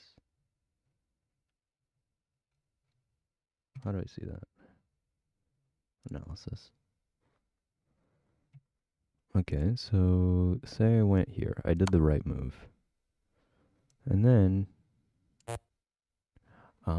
they can't do it because it's check. And then knight to c6 is the best option.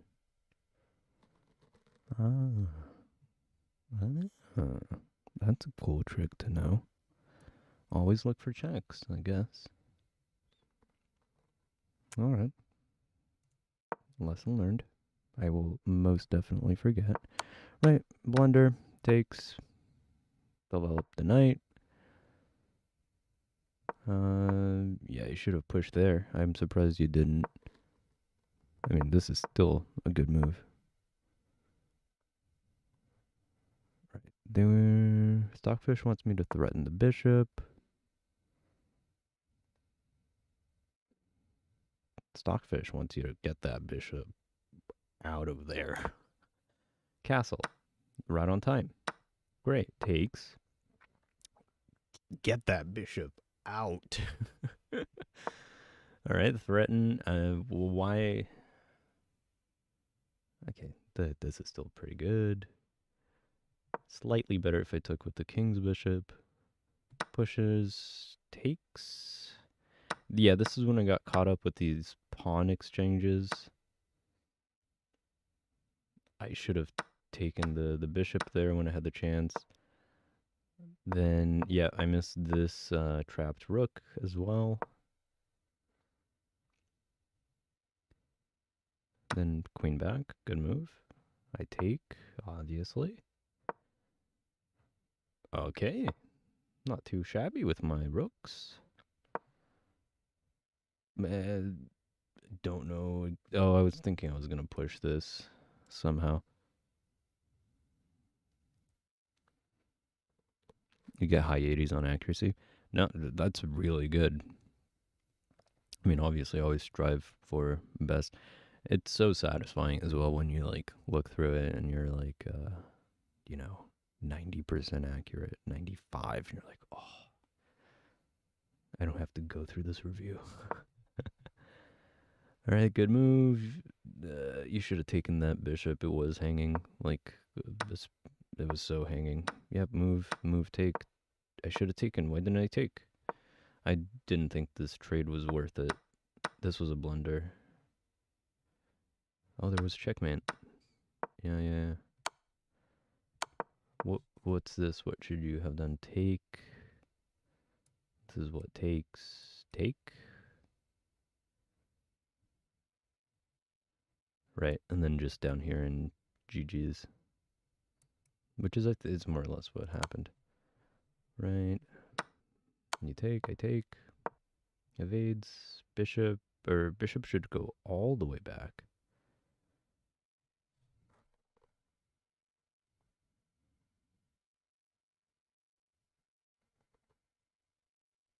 Oh, when you can execute a clean checkmate plan, like everything just goes according to plan. And then yeah, and then this was GG's. Good game.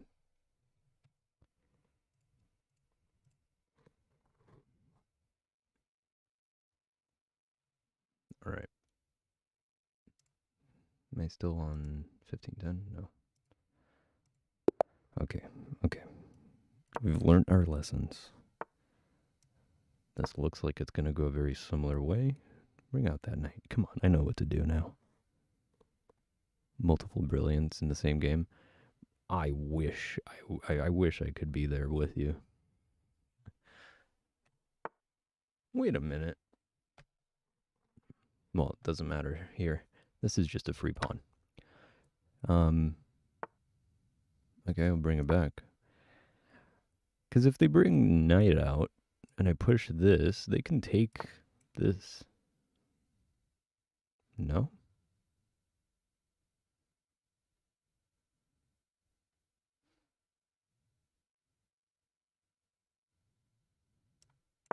I'll try it.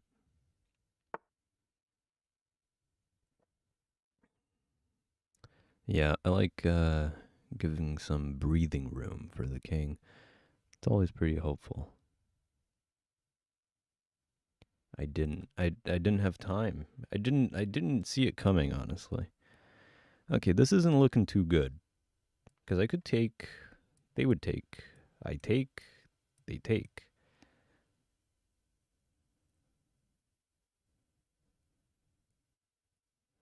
But they're attacking my bishop, right? I could come here, attack their knight. Let's do that. Okay. Let's clear this threat. Even though I'm just going to run away with the bishop. But at least I'll win some pawns, I think. Because even if they take, then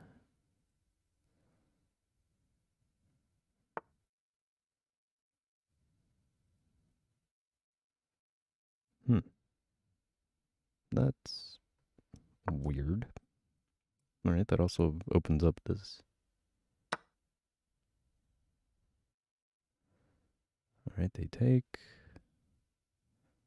I could either move bishop out here. This is protected, so I can't move there. Or out there. Let's bring it back to safety. Once they move these two pieces, this pawn is going to be wild and free. All right. They want to get my queen out. So why don't I fork? Yeah, why don't I just do that? This isn't protected, but I'm not too worried.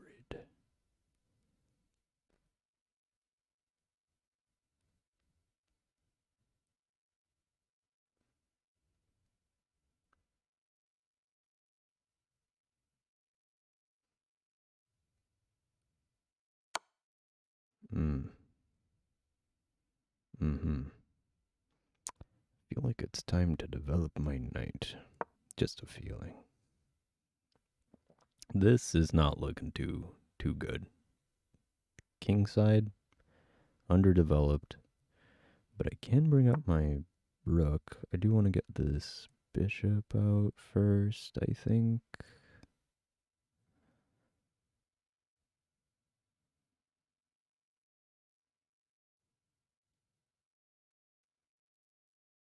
Let's...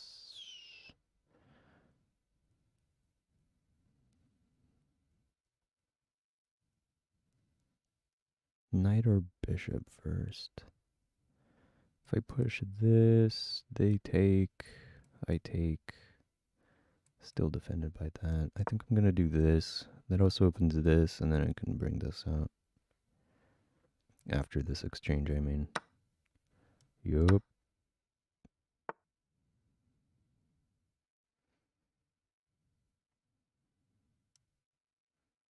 I know I said I would do this, but I just realized this pawn only has one defender. Actually, but I only need that one defender. So I'm gonna bring this. I'm really rushing to develop. And what are you gonna do with that? And what are you gonna do with that information?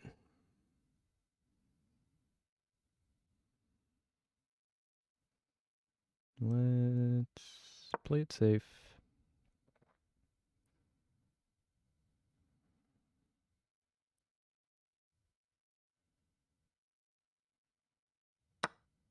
Alright, they take.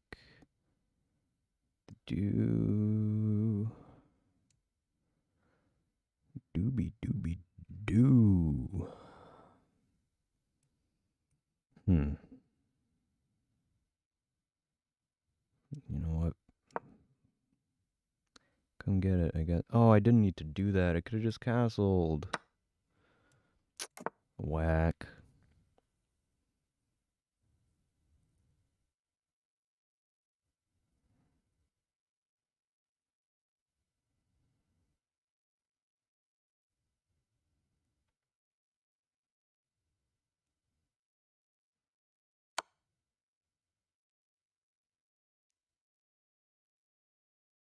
You want to be timed out? Hold on. Why would I do that? And why do you want that?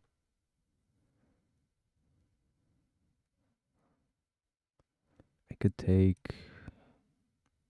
They take... That's equal trade, I guess.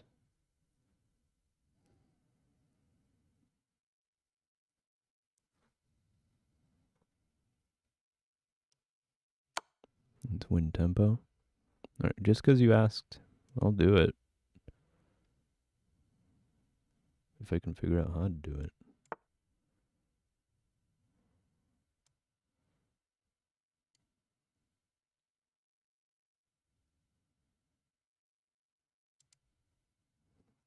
Hold on.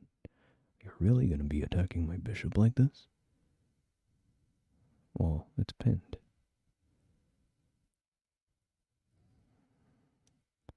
Let's go here.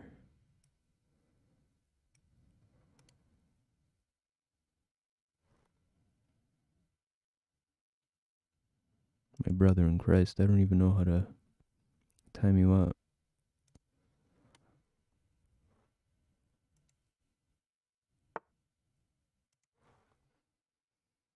Alright, knight comes out. I could pin it.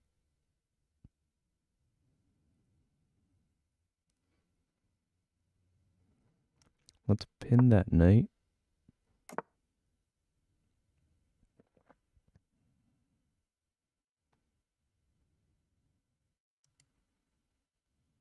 Oh, it was 10 minutes. It didn't give me a time option.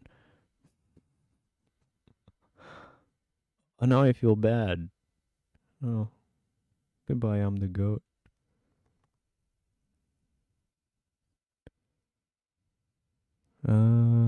Free knight? I'll take.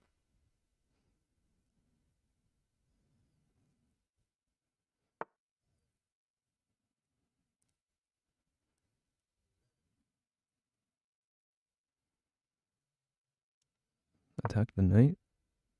That's just free. Except I'll take with that.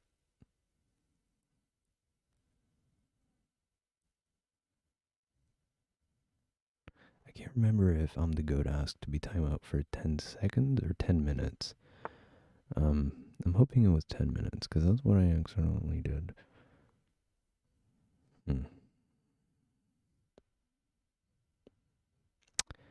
Well. Let's take here.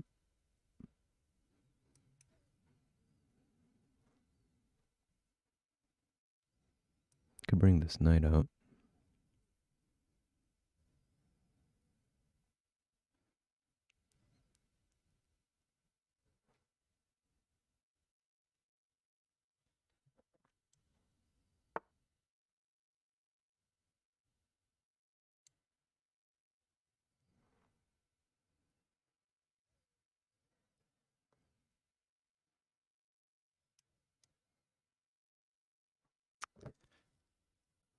That's,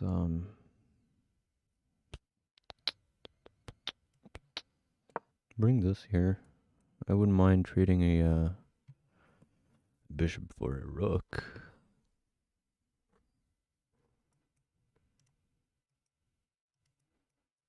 Right?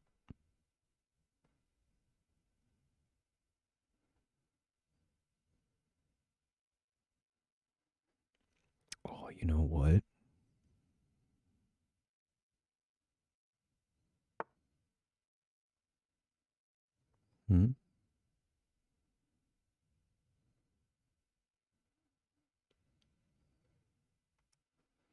Well, that's not defended. But I could bring this out.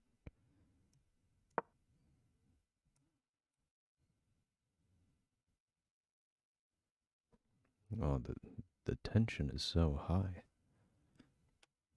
Because they take, I take, they take, I take, they take. That seems like I'm losing a lot of material. I hope it adds up.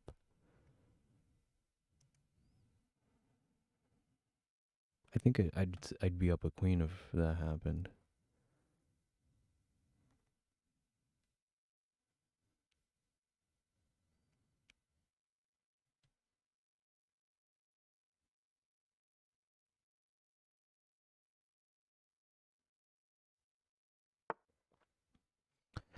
Now what do we have here? Alright, I'll take your queen. What are you gonna do? What you got?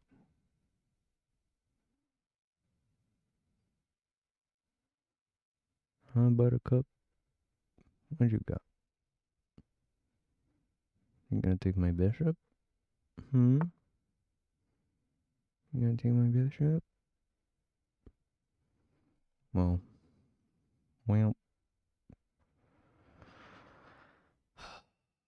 Should I lose knight for bishop? Yeah. I'm up. Let's simplify. I'll take it, thanks.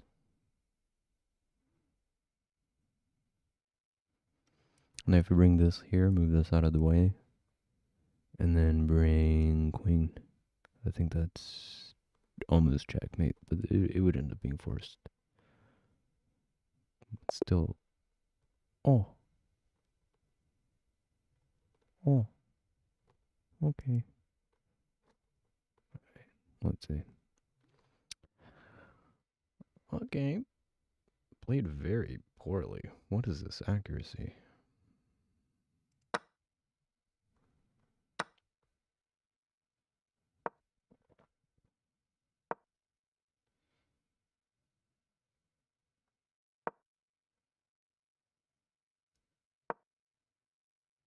Yeah, what was I thinking here? Take. Of course.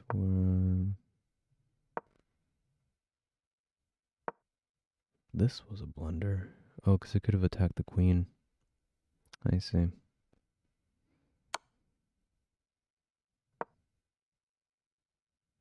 But if I didn't move the knight, then the rook would have been trapped. Don't know how I found this. Oh, they found this. Yeah, I was playing white. Thank you very much. Yeah.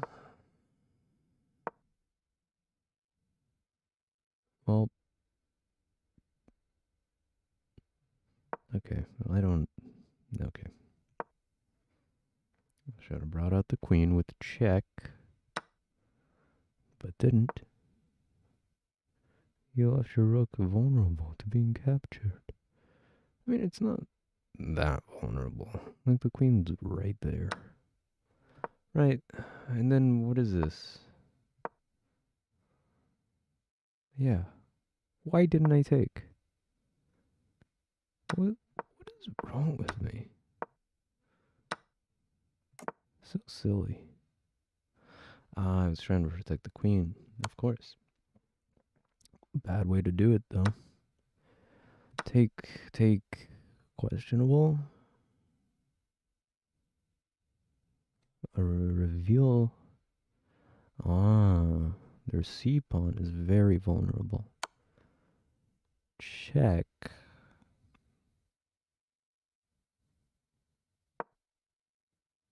Right, defend.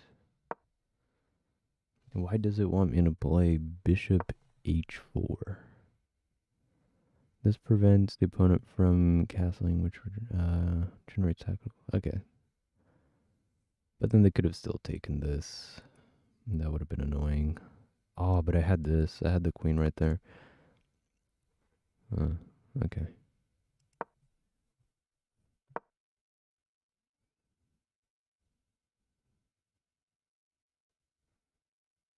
To reveal an attack on a knight. This reveals attack on a knight. Where? I see. Which I ended up doing, but I did it later. Okay.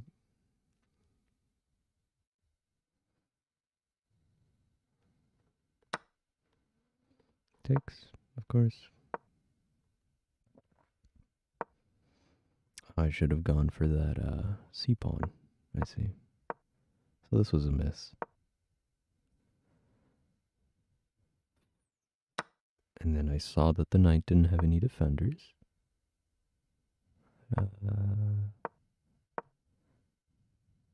They want me to defend that rook.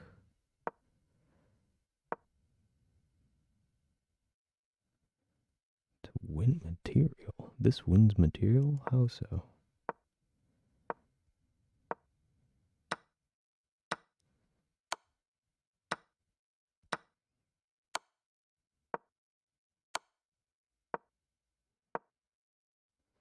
No, yeah. How did I not see that? Yeah, they didn't move their queen. Play like a 500. That's insulting. I am 591. Thank you very much. All right. Oh.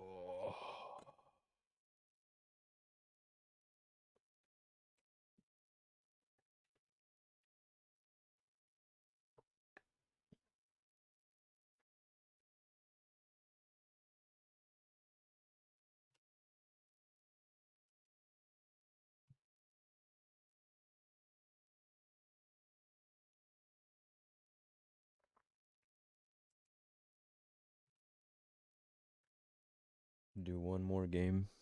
One more. Juan. Cheers to Juan.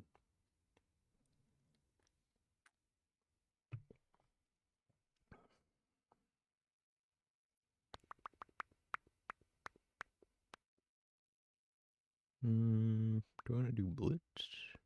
How's my my league rating doing? Let's see. I'm number 1. Forever and ever. Forever will be. I'm glad you're back, I'm the GOAT. I thought you wouldn't come back. I know you said 10 seconds, but listen. My first time using a computer, I clicked the timeout button and it was like 10 minutes. So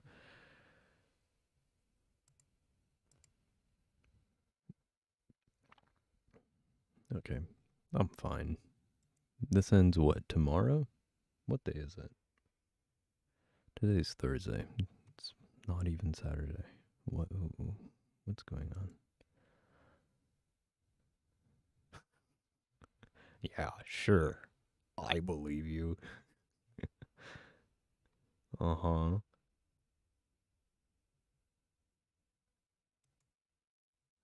Alright. Oh, black. Let's play. We're gonna play Scandinavian Defense. Except, not anymore. Let's see. Okay. They brought out their knight. They're attacking my little pawny pawn. So I'm gonna defend it. Let's just play principles. Principles. Control the center. What is this? Control the center, and we'll be fine. And I can do here, attack their pawn. My queen was defending. Huh. I could have used that move much better. Ooh, but this is interesting because now takes back. So I'll do that. Thank you very much. Ooh.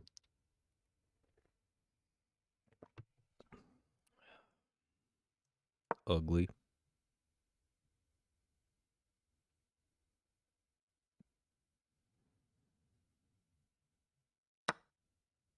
Okay. You don't have to be rude about it.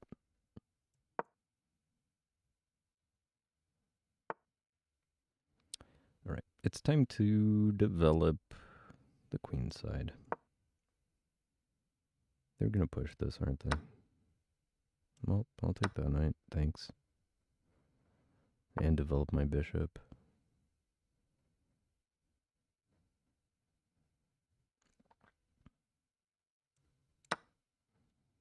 Thanks for blocking your defense. Thanks, bozo. You want to trade queens? Thank you. We're up a bishop. Let's get this out of the way so I can actually castle.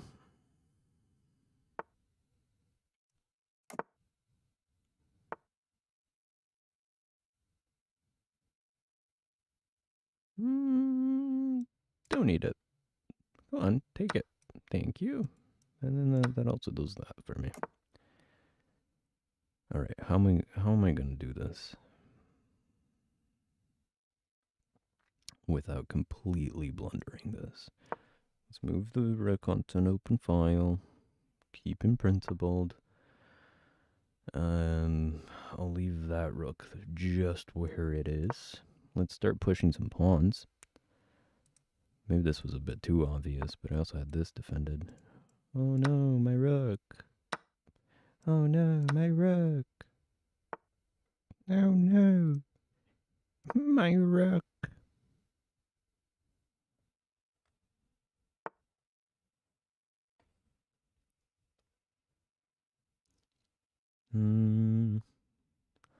Okay, I've realized that I've pinned my knight to my rook.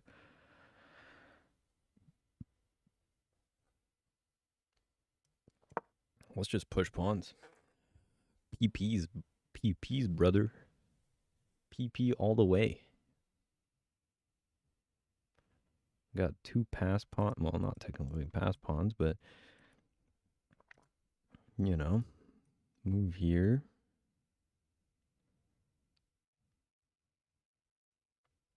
I could move back here defending this and this. It's not a bad move. Then if they take, I just win by pawns.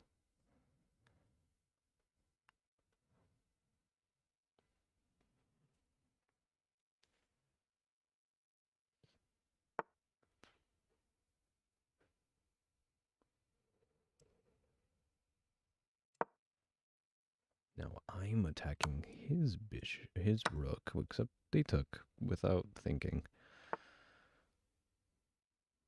And I still have this. I'll take check. I'll take check.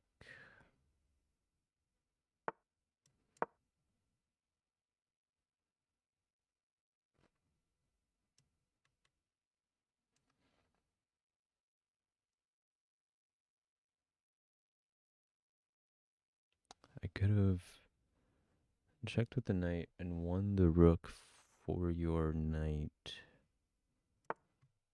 Let's see. Resigned. Let's check that out. Ooh. Looks like not a terrible game. Let's see. It must have, I think it's one of these, right, that you're probably talking about. Let's start from here. Right, they push, I take. They take. Excellent move. Best move, takes back. Oh, yeah. You're absolutely right. Yeah. So instead of, so here, but it would have still had to move the bishop out, no? Like I would have still had to move this here, so I move that there, check, and then take. So let's see how that looks. So knight comes here, takes, obviously. They bring out their rook. What's the top engine move here? G4. They want me to push this. Oh, no, this is for them. Knight E2.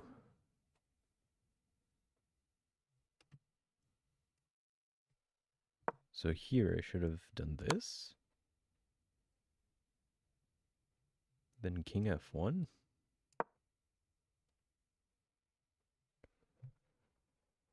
No, I know. I'm just following what Stockfish is saying. Because I want to see what they meant by this. What's next? Knight C3? Attacking the rook?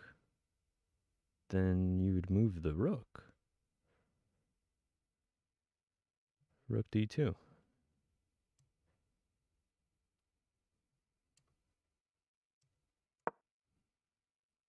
Right, preventing that, I guess. No, I liked your idea better. Should have just gone, brought this out, and then they would have done whatever they did, and then I could have done this. Because then they have to move here, and I can take there. Alright. Cool. That was a quick game. Why do I have to pee already? I feel like I just went like 10 minutes ago. I have been drinking a lot of water, so drink your water. Sure, I'll play again. Let me see. Where you at?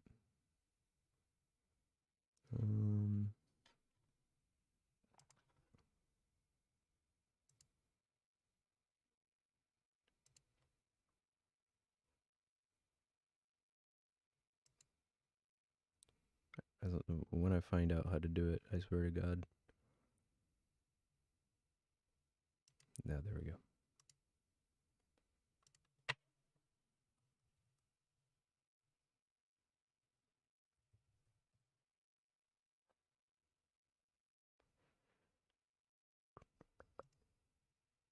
Okay, I guess I'll go here.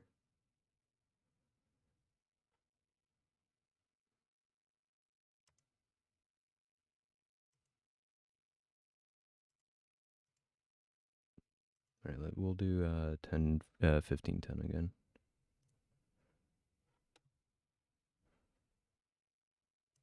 Before I forget to turn that back on.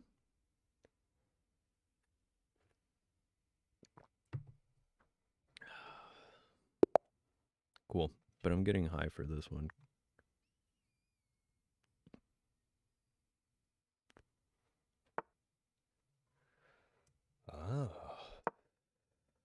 e4. I see.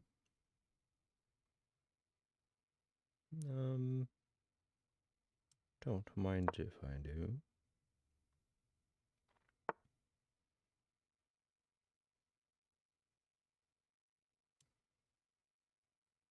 Let's see, what can I do here?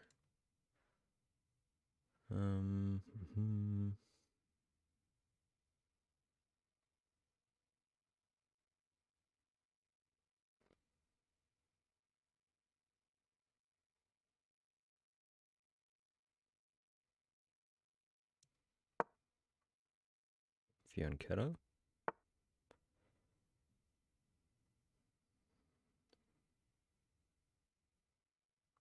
Let's block that pin. All right, we traded bishop for a knight. I'm okay with that. Let's bring this bishop out. Maybe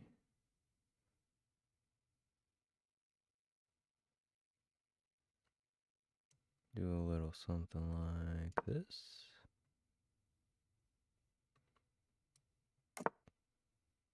Do something like a dat.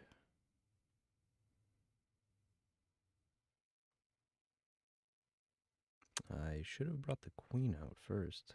Except there are no safe squares on this.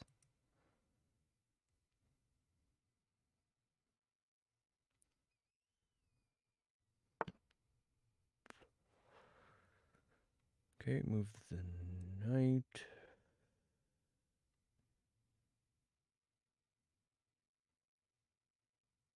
So let's castle. I don't love this knight, but it's not terribly frightening. If I can get someone else on this pawn.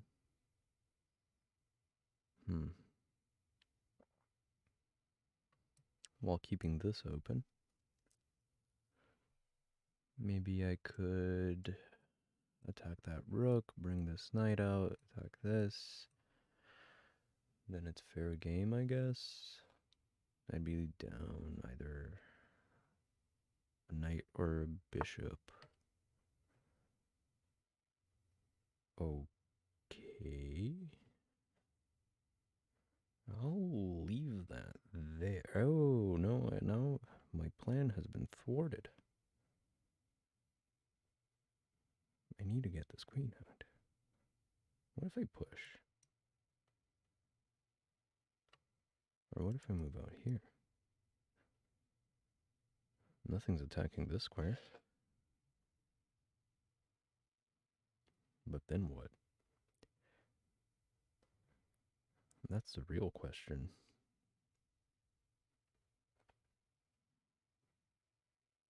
I could do this. Take.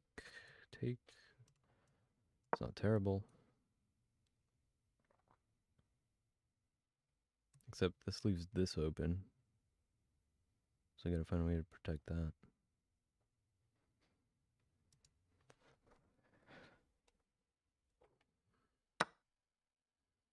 Right. Takes. This forks. This forks. If you're gonna take my knight, I'll take yours. Thank you very much.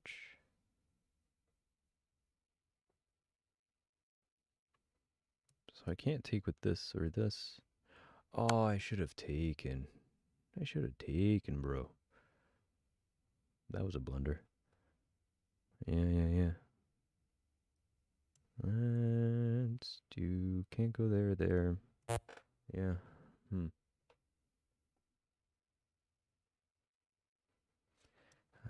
Indeed. Yeah. Yeah. I lost the rook. But somehow I'm only 2 points down. Let's just hope that they hang a queen. That would be very nice. Very nice indeed. Let's bring the knight back, or the king back. Maybe bring this out. Maybe push that over there. That pawn is totally free. What's your plan here? This, of course. Of course. Of course. Should I play pawn for pawn? No, I'll defend it.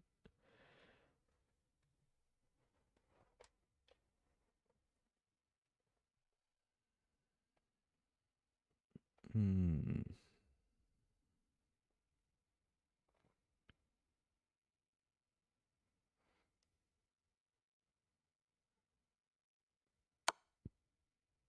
Hmm.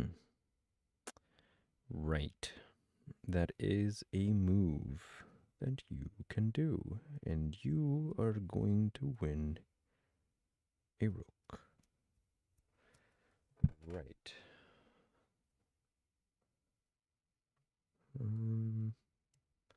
I guess I can. That's my only move. I'm just thinking of what's coming next. So they take, and then what? I could push this, opening that up. But then they can just dilly dally in my a rank or 8th rank. And that's also free. This isn't free, but they'll take that. Yeah, very interesting. Very interesting. How can I mitigate damage?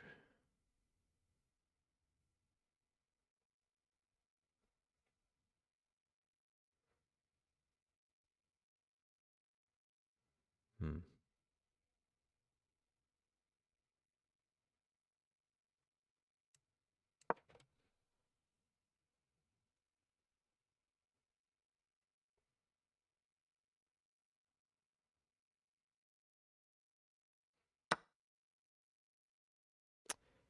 Right. Yes. Naturally. Hold on.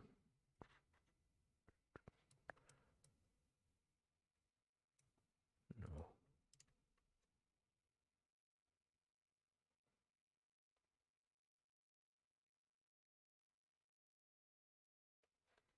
A minute.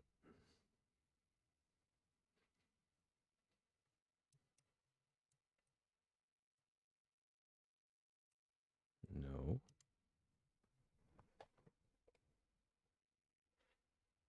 I got time. I got time.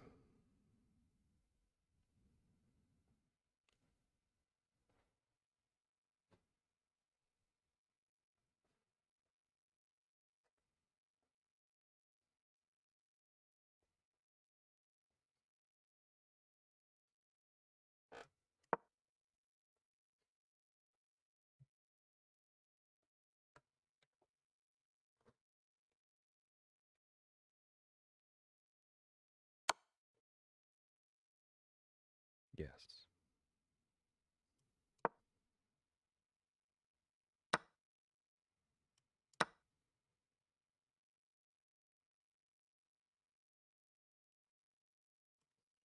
That was a bad move.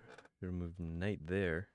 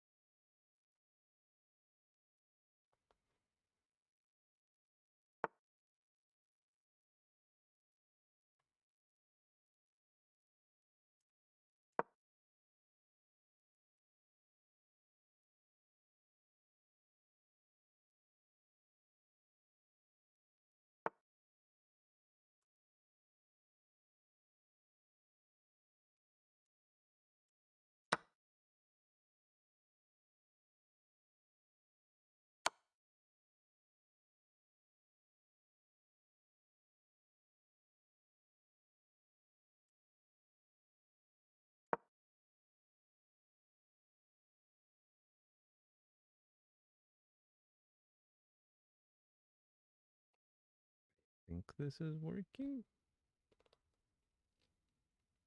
It's not. But maybe.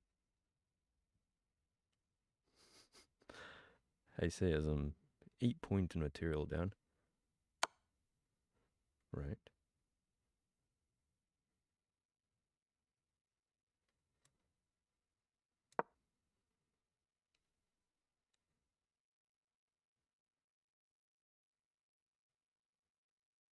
That was so bad. I should have then trade. Let's go back. You're gonna take this.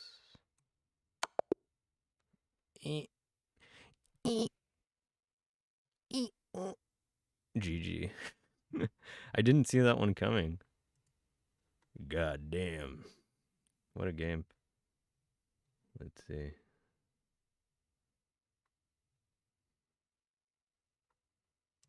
So this was my blunder. Yep. Opening. Already blundered. Not blunder. No blunder. So it wants me to bring out the C pawn. Okay. Which I didn't do. I brought out the knight to C6. Then pawn to G6 was inaccuracy. Should have developed the bishop. I did think about pushing that bishop to C4. But then you follow like the whole dance. And my bishop would have been trapped. Oh no, it wouldn't, because this wouldn't have been there. I see. Okay, so should have pushed the C pawn.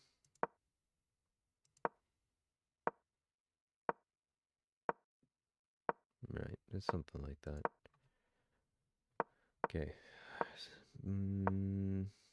Develop. They want me to bring my knight out to G6 as well, which take. Slight inaccuracy. I bring mine out. Should have pushed the D pawn? Gone D4. Why is that exactly? Who in their right mind? Ah, yeah.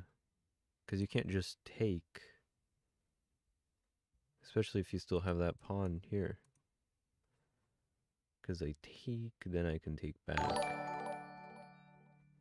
Yo, Tesla, thank you very much.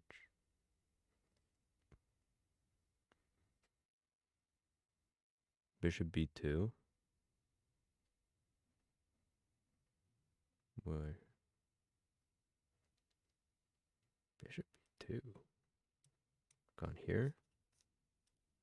Yeah, that's probably the best, right? Well, here it's saying that D3 was the best. Or, wait, hold on. I'm getting confused. For white. Yeah. Oh, I see.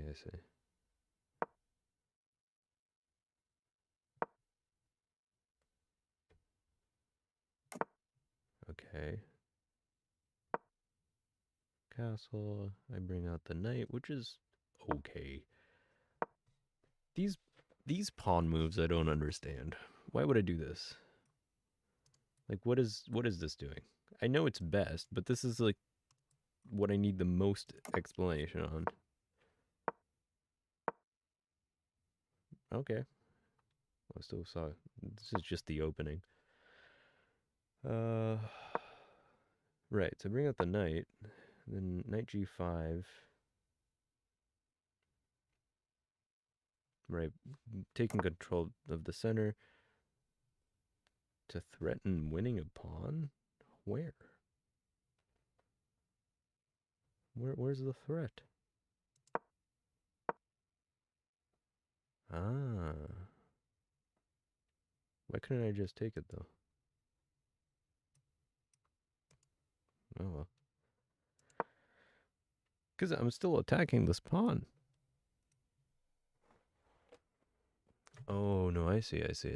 This needs to move to d4 so that it blocks this, and then I can take that. Okay. Yeah, why did you put your bishop? I mean, this was a very weird bishop to play with because it blocked this whole thing. I mean, this was the guts of the whole game. But having like opposite fianchettos like this is really hard. Yeah. No, it was great. Well, that that's why I castled, but here it's saying that it was not a good move. Like this? Yeah.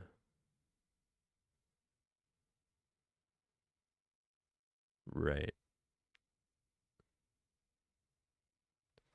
Yeah, I didn't know if it was smart to castle into this, but it looks like it wasn't. It was it was okay. We'll live and learn. Like up to here. I think this is up to here I was able to like sort of keep up. And then here's where it's just a fucking disaster. I pushed this for no reason. No reason. I thought I needed more pressure on that e5 pawn. Should have taken this. I did realize I should have taken with the rook here. Because then, actually no. Why would I take with the rook? I take with the bishop. And then if takes, I take back. I only saw this after I moved the piece. And then here, this is, you know, shit show. Bloodbath. Check. Should have blocked it. Yeah, I also saw this after. Great move. You're going to end up losing a bishop. I'm well aware. Oh, you're familiar with this one. I see. Yep. Why? This was okay. What was the best? Push pawns, I guess. Take. Cool.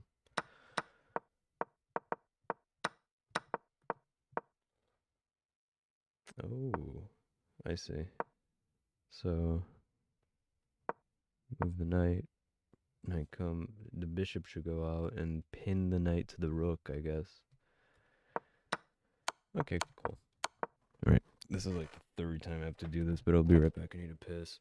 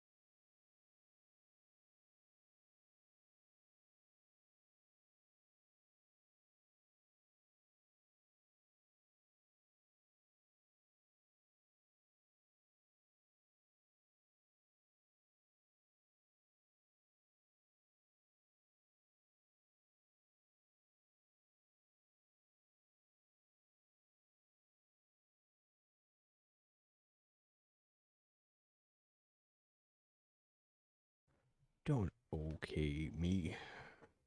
Okay. Okay. Monkey. Alright, where were we? Shit, dog. I don't know. Good game.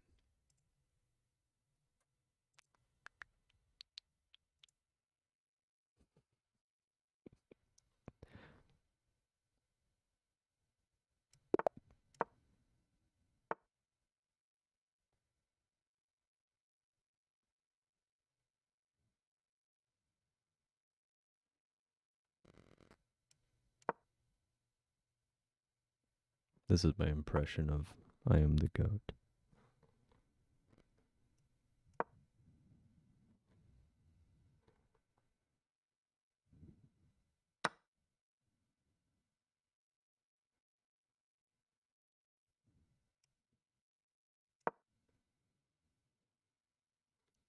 Okay, I'm playing like booty hole. What's going on?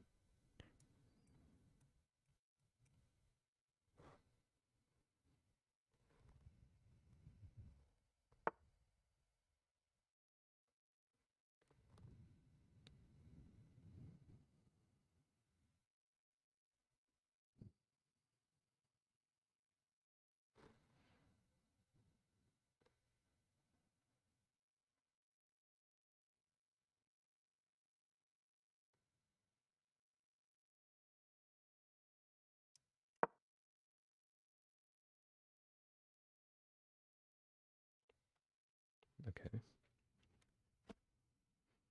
So I'm looking at this, because if I can get my queen there, I mean, that's a quick, easy checkmate, but this knight's annoying.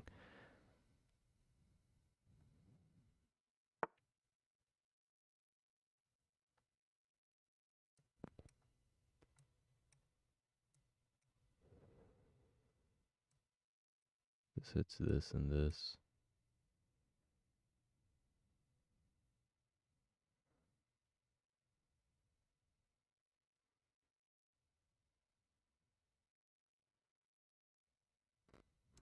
Right. What happens if I take? They take?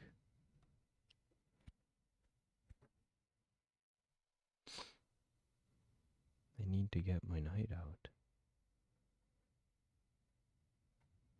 Let's try to kick the knight.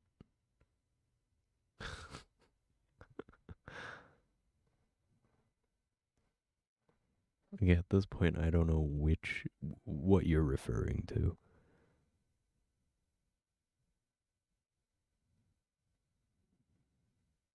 Listen, listen. It's all gonna be okay.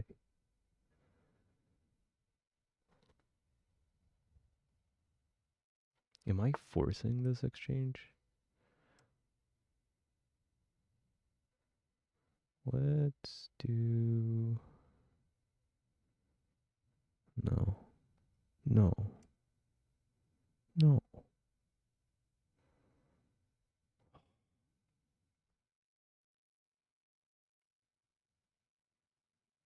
What if I take here? I can take there.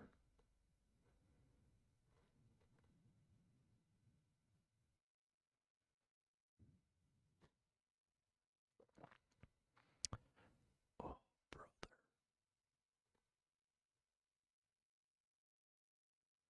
Should I sack the bishop?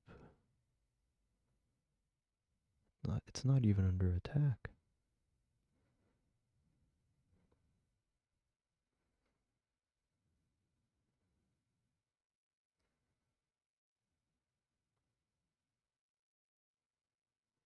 Oh God. Let's see. Let's do that. Let's do that. That's a safe square. I know for a fact that this is a blunder. Um,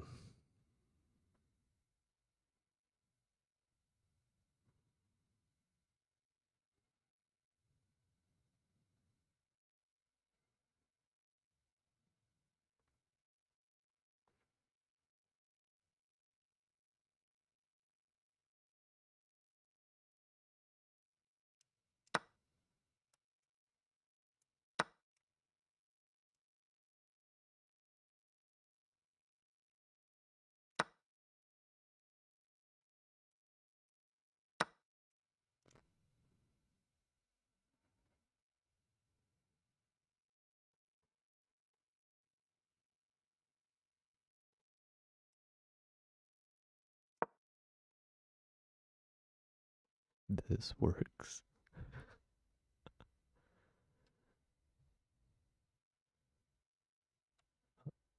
It's brilliant. It's a brilliant blunder. That's what it is. A fork? A fork in the road. Oh, what should we do? Crikey. Let's go here. You want my bishop? You leave your bishop. You leave my bishop free. Don't you think about taking that? And I fell for it. Again. What? What?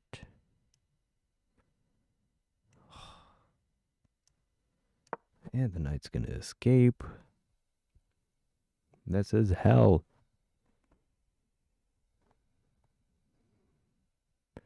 You want my rook? Well, you can't. Well, I guess you can get it. Ooh. Why'd you offer this up, buddy? Come on. I can just take check. Unless they block with the queen. Then I can move the rook. The rook.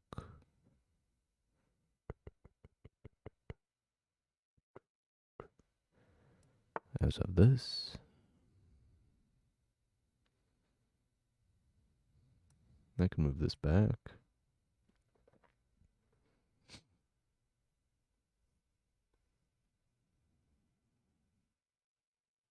No, that's a bad move because then they take the rook. Huh.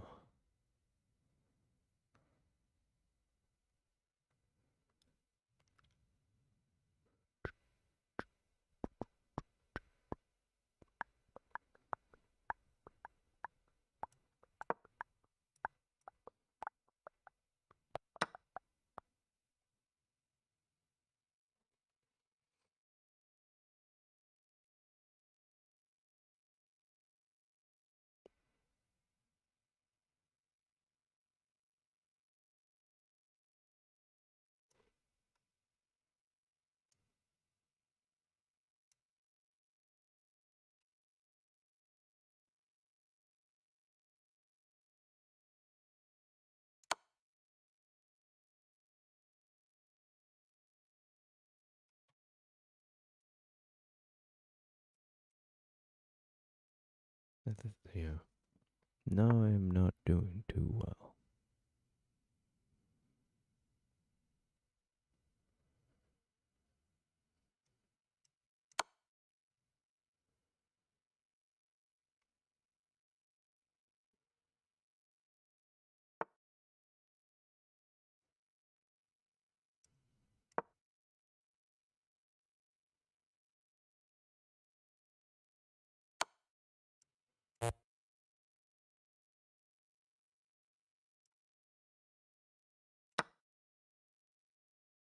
That sucks. I did not see that revealed check.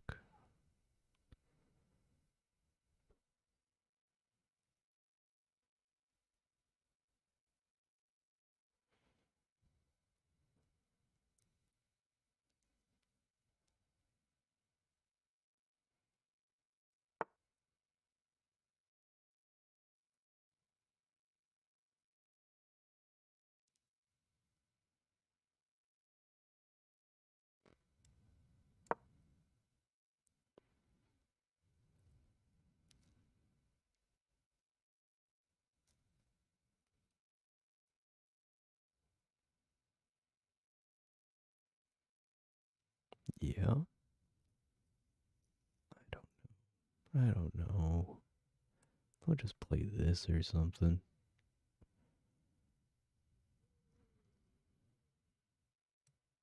I guess I could do that too.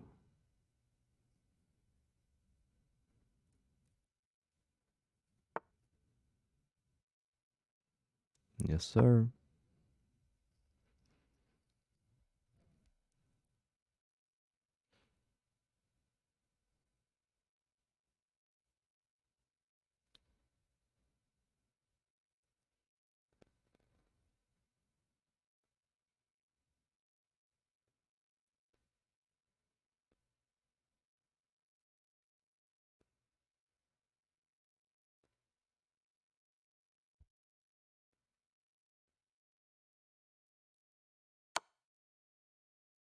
Hmm.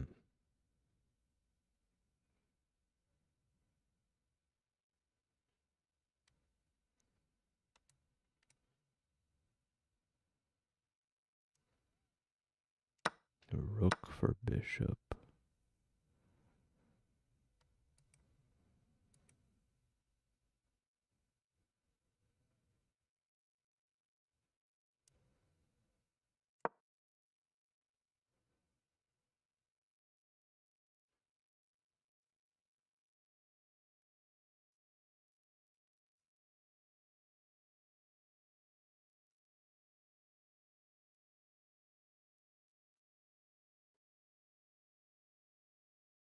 If I play fast enough, maybe I can win on time.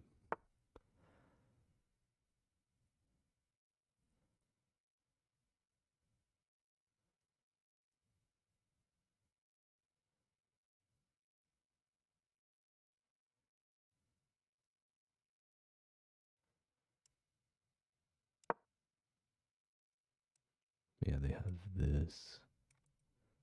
That would have been checkmate.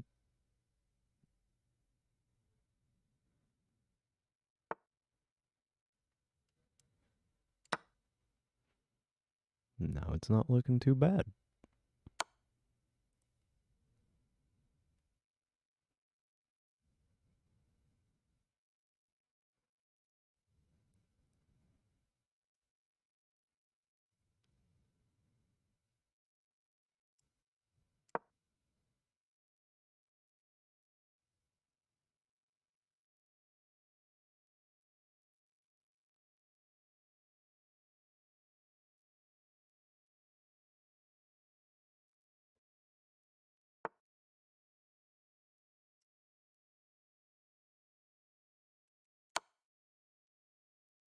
Right, I'm just gonna start giving whatever checks I can.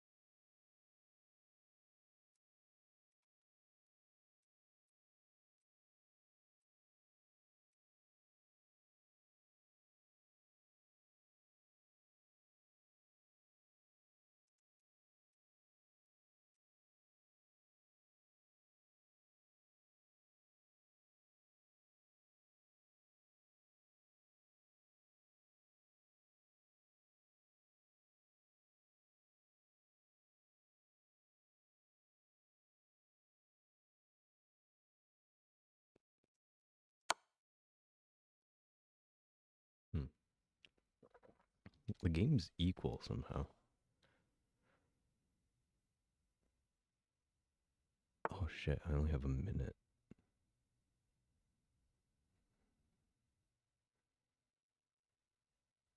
Fuck.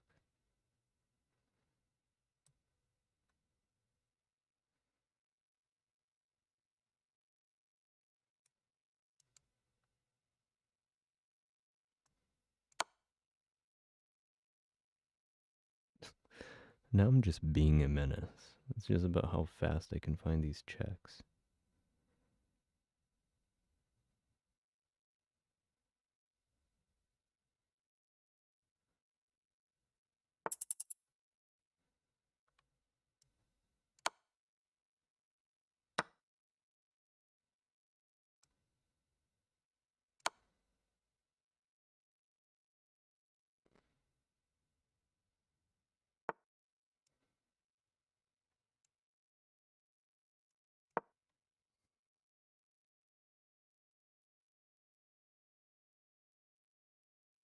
you that for?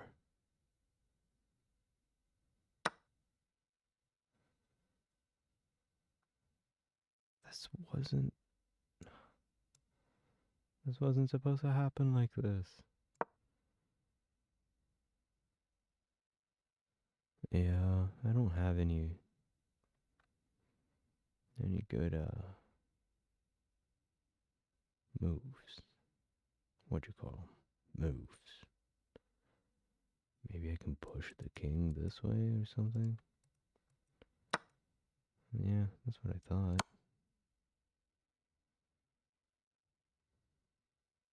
It's like my second time lapping this. I just keep, going around and around.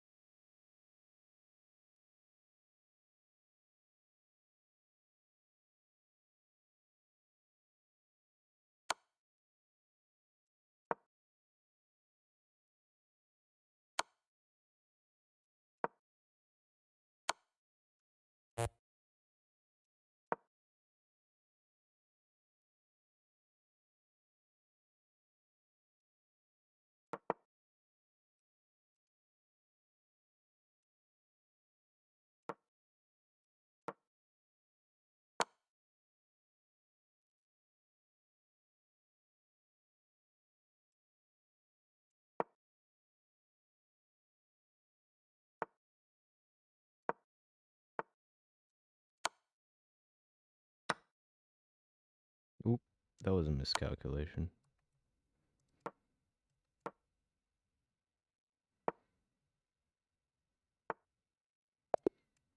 Yeah, that was ugly.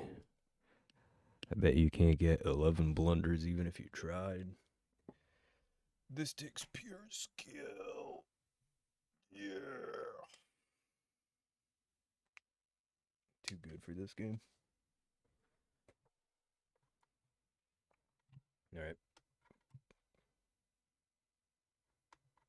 Alright, one game. I'll play. Hold up.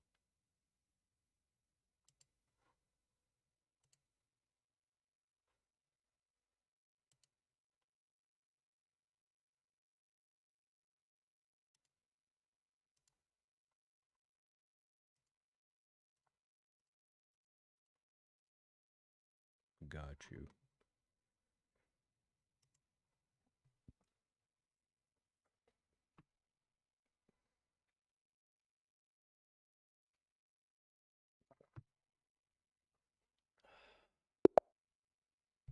Alright. Why am I always white? Pretty sure I didn't have the thing selected where it's me that's white. Or however that works. Alright. Oops, sorry. Alright. We've been here before.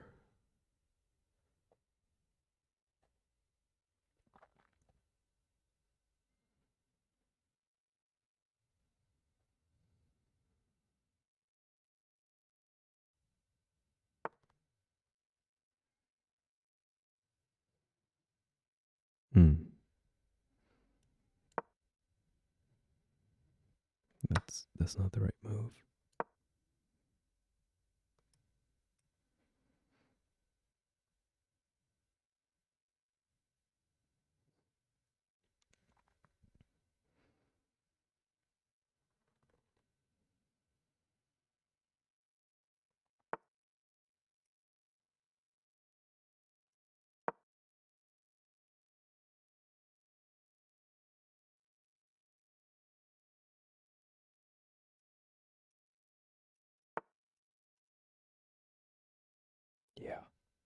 That's what I thought.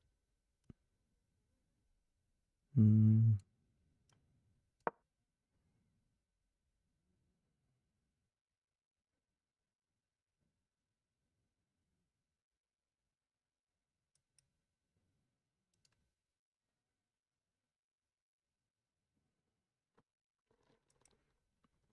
Then there we can go here. Thanks for the bishop. Bishop. I love those videos. Actually, I don't love them. They're kind of annoying sometimes. Here is my bishop. Did you give this to your dog to play? My brother in Christ. Are you okay? What is going on? What are you doing? What are you doing? Come on.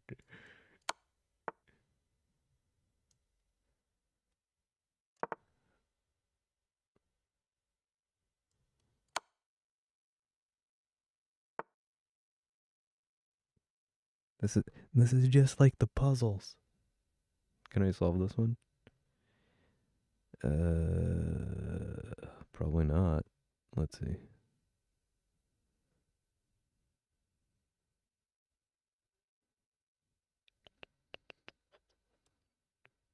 Let's go here.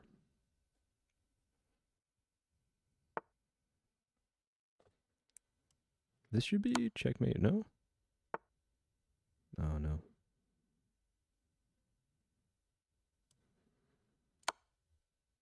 Where can you go?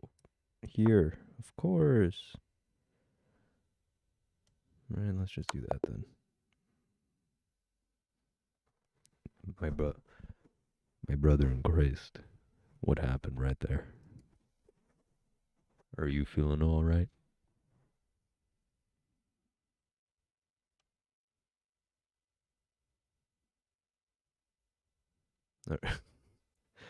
I also, this was not pretty. What is this?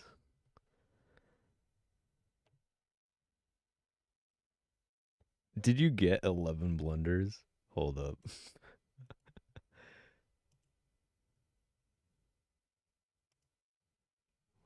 You got let's see yours.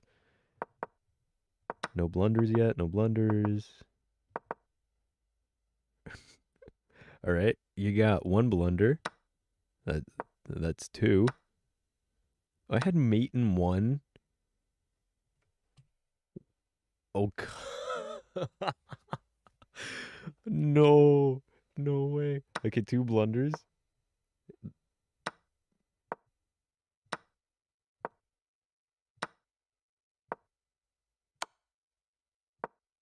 Oh,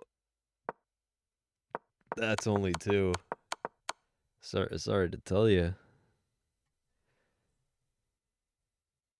Maybe try harder next time.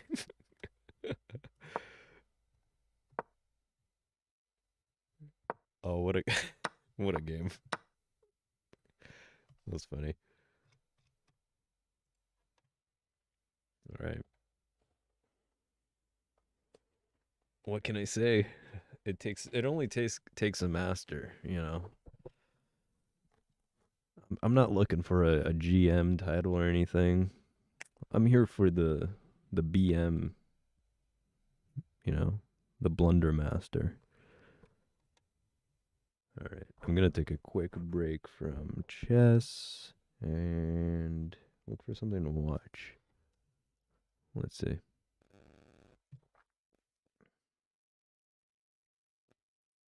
Let's watch.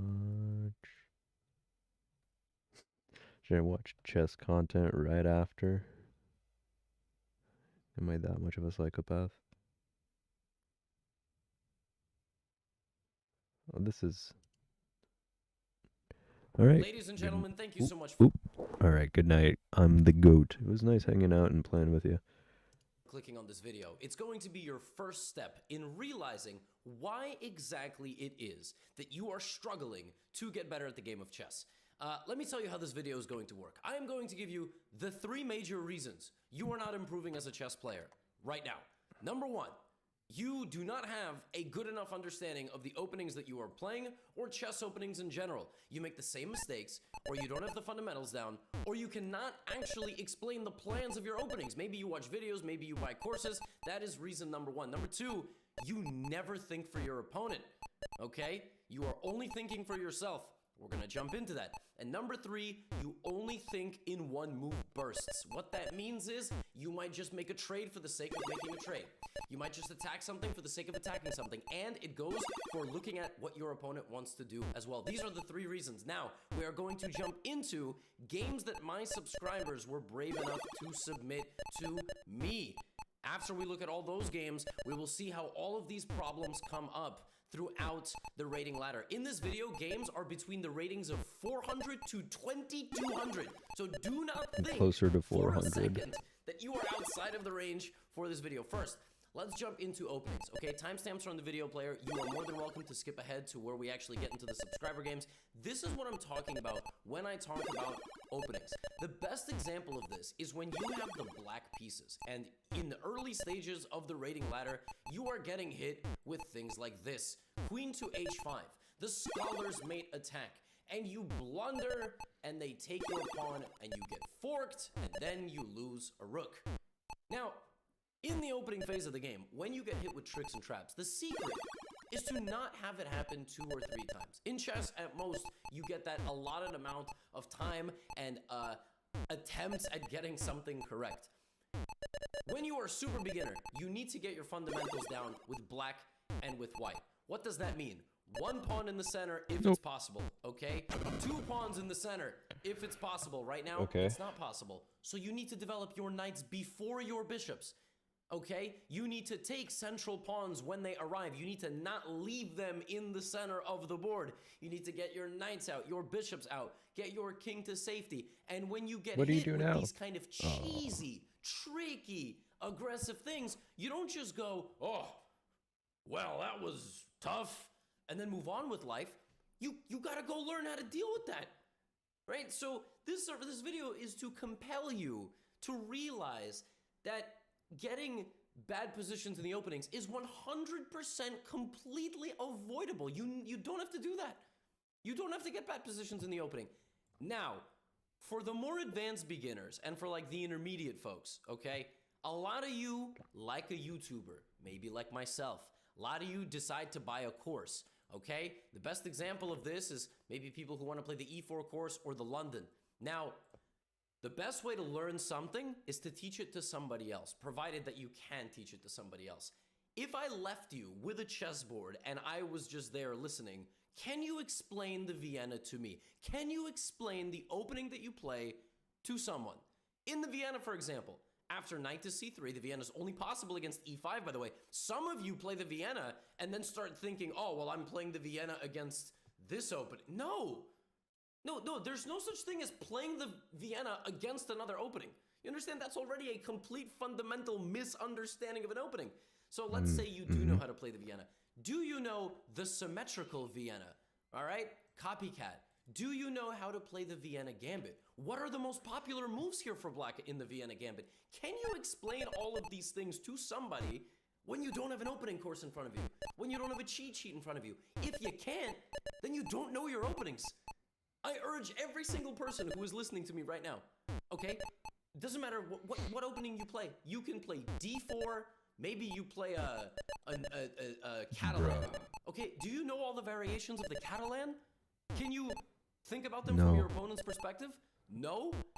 Well, then you don't know your opening, and if you cannot think of the best variations for your opponent, that flows into the second problem of this video, which we are about to get into. Many of you play chess as a fundamentally selfish game, and chess is a very individualistic activity. Look at this position. This is from a blitz game that I had, the names are not inversed. I had the white pieces here. What is the best move here for black? Okay, what is the best move here for black? Now, you can pause here if you'd like. Now, if you said that the best move here... Okay, I'm going to try to figure it out. Let's see. This is a puzzle. This is... Alright, let's think about it. wait, for black. Queen takes. Ooh, I was about to start drawing on it. Queen takes. Oh, let me. So, queen takes the knight. That could be something. Knight's completely hanging. Is there a mate in this? This D4 space here is completely covered by white.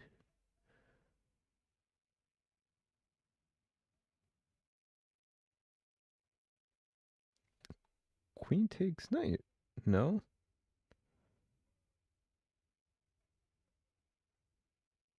Or queen queen D3 or no, E2. Queen E2. Right? Cuz then you're oh no, they have the bishop on D3.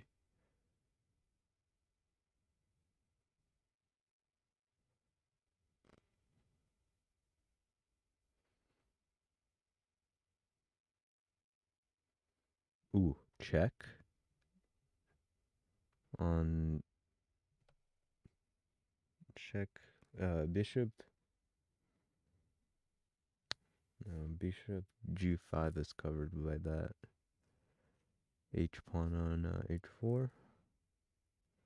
Same move there. They take. They also have that the rook.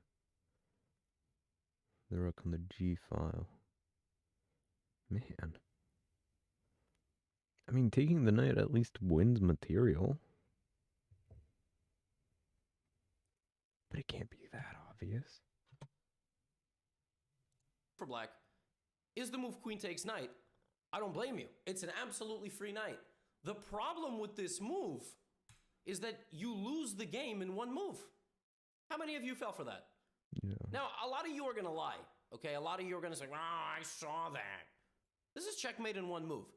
This position I did not see that, though. is the perfect example, okay, of why so many of you are struggling at the game. Because I said, what's the best move for black? And you probably went, queen takes knight, free knight. But white, see, and the reason I have highlighted moves off, so for instance, highlight move on, you would see this, and your attention would be drawn to the queen, and maybe you'd go, oh, well, it can't take that, but then you would see, oh, but wait a minute, right? And in the game, black went here, and the battle continued, okay? Black blocked my queen from checkmating them. Chess is a game where you need to acknowledge what your opponent wants as well.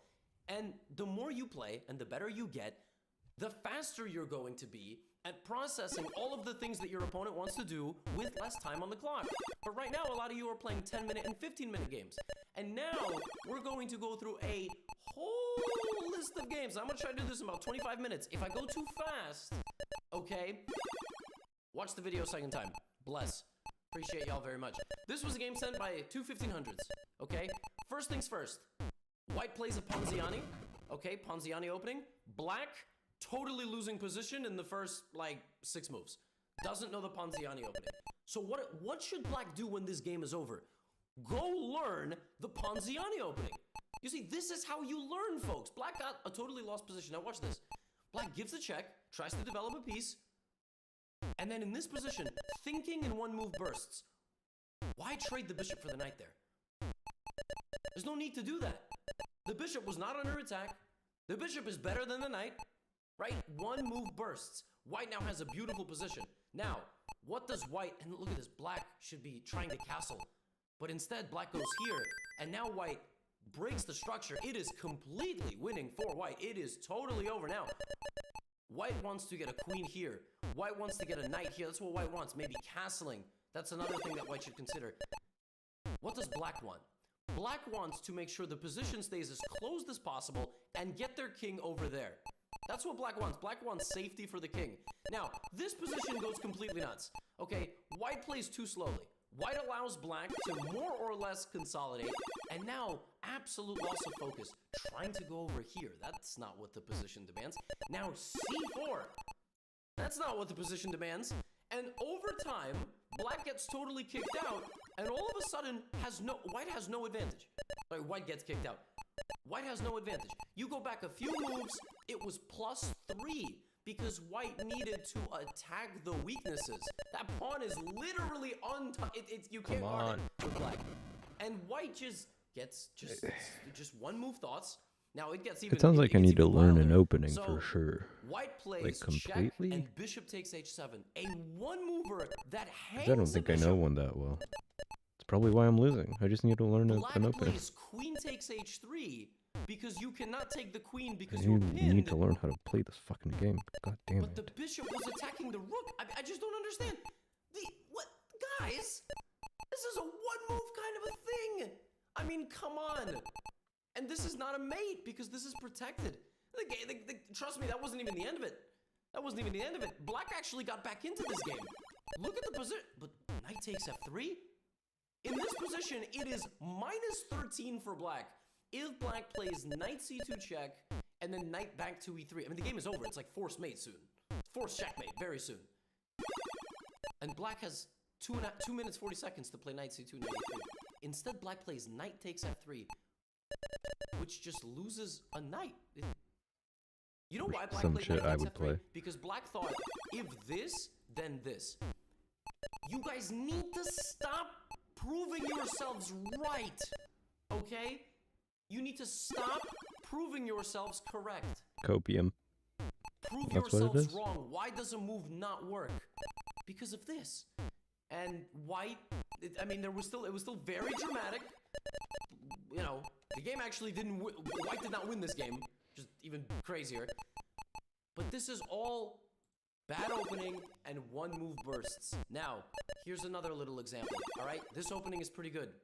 Knight d5, don't really love it, but fine. White gets a very nice position from the opening. Now, folks, watch this. Pieces are going to clear out here. We have the following position, okay? First things first, that's just a one mover. But white goes here. Okay, white doesn't see it. Now, this is the part of the game that gets me very upset. This is why you guys are struggling to improve. Okay, rook g8. Once again, free pawn, but knight c5. Okay.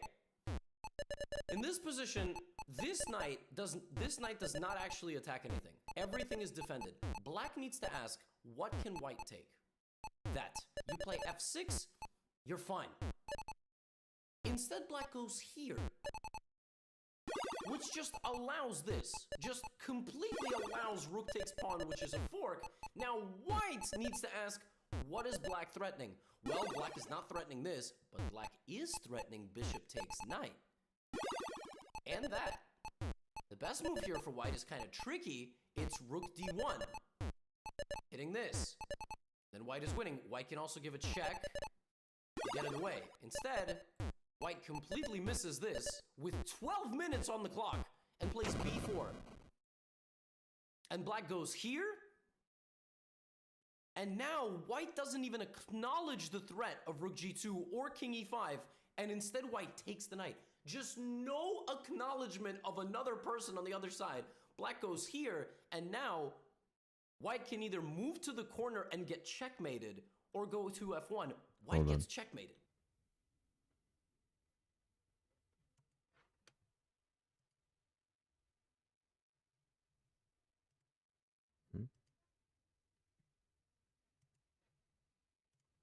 All right. There are some notifications on YouTube. 3 in a row. I don't know what that's about. There is a hanging But I clicked rook. on it and then there was This is nothing. going to be blundered afterward. And there's mate. Literally any rook move is mate. What does black play? Black plays this. Black doesn't play mate in one, but black goes on and white re-checkmates themselves. And instead black wins the rook and white resigns. Folks, this is why you can't get out of 900 1,000, because you just spend no time thinking about what your opponents want. I am telling you, I with can't this get out much of time on the 500. clock, it is inexcusable not to sit there for a moment and go, what can black take? This is the only thing outside of king takes knight. And let me tell you, this one is far more dangerous. Knight to e4. Knight to e4. I mean, there is a reason white did not play white played b4, because white saw that the rook was completely protected. So, folks, we're gonna keep moving. All right, the point is not to make fun of people. We're not here to make fun of people. Now, You see what Black just played? Black played a very aggressive line against the London, trying to play the move e5. Everything that you're doing here is trying to play the move e5. All right, you pin the knight to the queen so that you can take the knight and play the move e5. What? G5? But now there's this. I mean, this is... You're playing openings from videos, but you don't exactly know how to deal with them. And now you have to block the check. Do you block the check with the safe move or the move that loses 2 pawns? 2 pawns. But why? I mean, there's no... But why? No! Oh my goodness. And this game also features a lot of these one movers. Watch. A lot of thinking in one moves here. White plays the move c4. What does my opponent want? My opponent wants to open up the c file to use their rook. So you should play the move d4 here and not let that happen. You shouldn't take and allow the... And White just goes on to win the bishop. I mean, White could have played b4. But, folks, White goes here with the intention of activating the rook, and you just give them the red carpet. I mean, it's these little moments with 7 minutes on the clock. You have to be thinking about how your opponent wants to defeat you. Right? Please, I am urging you. And, well, White actually did a very nice job in this game. This game was a little bit crazy and all over the place. But White actually was doing quite well. I mean, they simplified and... I think, yeah, right here, King c6. White did very well. King c6 attacking the knight, and then White just lost the knight. And then White still won. Again, just always these little things. This one, yeah, this one was a bad opening. This was I mean, f6. I mean, guys, we can't be doing this kind of stuff. And then allowing your opponent to have the whole center while sabotaging Never your play own f6. development and your own right to Heard. castle. And then boom, boom, boom, boom, you're down a piece on move 8. Guys, it's these little things. You gotta fix. What does my opponent want? Stop thinking in one move bursts. And you gotta have a sense of what to do in the opening, all right? Here's a fun one. A Sicilian defense. All right, knight f3, bishop c4 against the Sicilian. Don't hate it. Not really a great opening, but look at this. Bishop c4. And now bishop b5 2 moves later. You can't play openings like this. Leave the bishop where it is. Make progress with the rest of your pieces. And yet, all right, game is normal game. For the most part, normal game. And now, Black actually did a fantastic job in this game. Black created a weakness, okay? Attacked the weakness, applied pressure, got a great position, and now it just needs to knock on the door to split up the defense of the white position. Black played so well. For so long, they were making aggressive moves. Look at this. F takes e5. All right, queen c7, rook f5. And then in this position, Black just said, I'm going to trade my queen. All advantage gone. Like this. Just all advantage. Just because, I don't know, I want to trade my queen. No. Every trade has a winner and a loser. Just because the queens are both worth 9 points. Black has had pressure in this game, the whole game. You just made White move a bishop to a home square. White hasn't moved the rook in the corner. Folks, you have to think about what the opponent wants. The opponent wants these trades. And then what does White go on to do? Kick out the rook and actually get a good position. Now, of course, as fate would have it, you know, the game turns into an endgame and, well, pandemonium and Black wins anyway. Another moment. Rook b1 check. Where does White move the king and why? Why? What is Black's next move? You have to think about what your opponent is going to attack. What is Black's next move? And Black's next move is wherever you move the king, Black is going to pin the bishop to the king. And when you go here, your king is too far. Now, I understand there's a minute on the clock. I know. I'm just saying. This is why you're bad, okay? I need to make it, you know, theatrical and dramatic. Like, these are the little things you have to fix. You gotta go, oh, well, if I go king f2 and rook b2, then king e2. Fantastic. I guard my bishop. No, king f2. But, folks, these are the things you have to fix, all right? These one movers. Now, this is a 2,000 level game, all right? Now, the person with the black pieces is a subscriber, and the opening was good in this game, obviously. You know, these players are experienced. But there was a moment in this game that absolutely blew my mind. So, it even happened here, like around move 15. So it was takes, queen g4. Now, black saw that white's idea of queen g4 was not to take on g7, but it was to play f4. White wants to start an attack with f4, e5, f5. That's what white wants. So black played this move, so after f4, they could move the bishop to safety. But it doesn't make sense what they did because they moved their bishop in the line of sight of the queen. So white just showed you the plan. You acknowledge the plan, and then you move the bishop directly into the line of fire. Now black is lost. It's 6 minutes, 7 minutes on the clock, right? It happens even at this level. Now, black is able to bounce back a little bit, and a nice idea here, queen d7, but that doesn't work because pawn takes pawn, queen takes queen, pawn takes check. Pawn takes pawn, queen takes queen, pawn takes check, and white is just 2 pawns up. White is just winning. +4. Right? Like, queen d7, pawn takes pawn. What does black want? Black wants to castle. Do you know how much money black would pay to castle? And you let them castle. You don't play FG, you do all the hard stuff, and then you let black castle. Now black is okay. Now you still gotta play pawn takes pawn. You still gotta find a way through. Rook f2? And now black activates the bishop and black is winning. Why is black winning? Because now black escaped danger and can lock the position. How do you completely shut down the white attack? Do you open the position or close it? You gotta close it. Lock the door. I mean, white has nothing now. Look at your bishop. Look at your pawns. What does black do? Opens the position. Not only does black open the position, black now allows the queen to take on f7. I mean, white lost the attack. The attack was no more. And now black trades queens and allows the rook on the most active square on the board. But why? There was no need to do that. You didn't have to trade queens. Nobody held you hostage. You could have played rook to f8. You could have played rook to h7. It's not checkers. You could have gotten a position that looks like this. Okay, rook f8, rook... Oh my god, what is that stupid glitch? This happens all the time. Chess.com, please fix this. Alright, rook takes f8. And black is better. Black is better despite being a pawn down. Black's better despite being a pawn down. I mean, you can't make this stuff up. Instead, it was a one-mover. You just took the queen because it was there.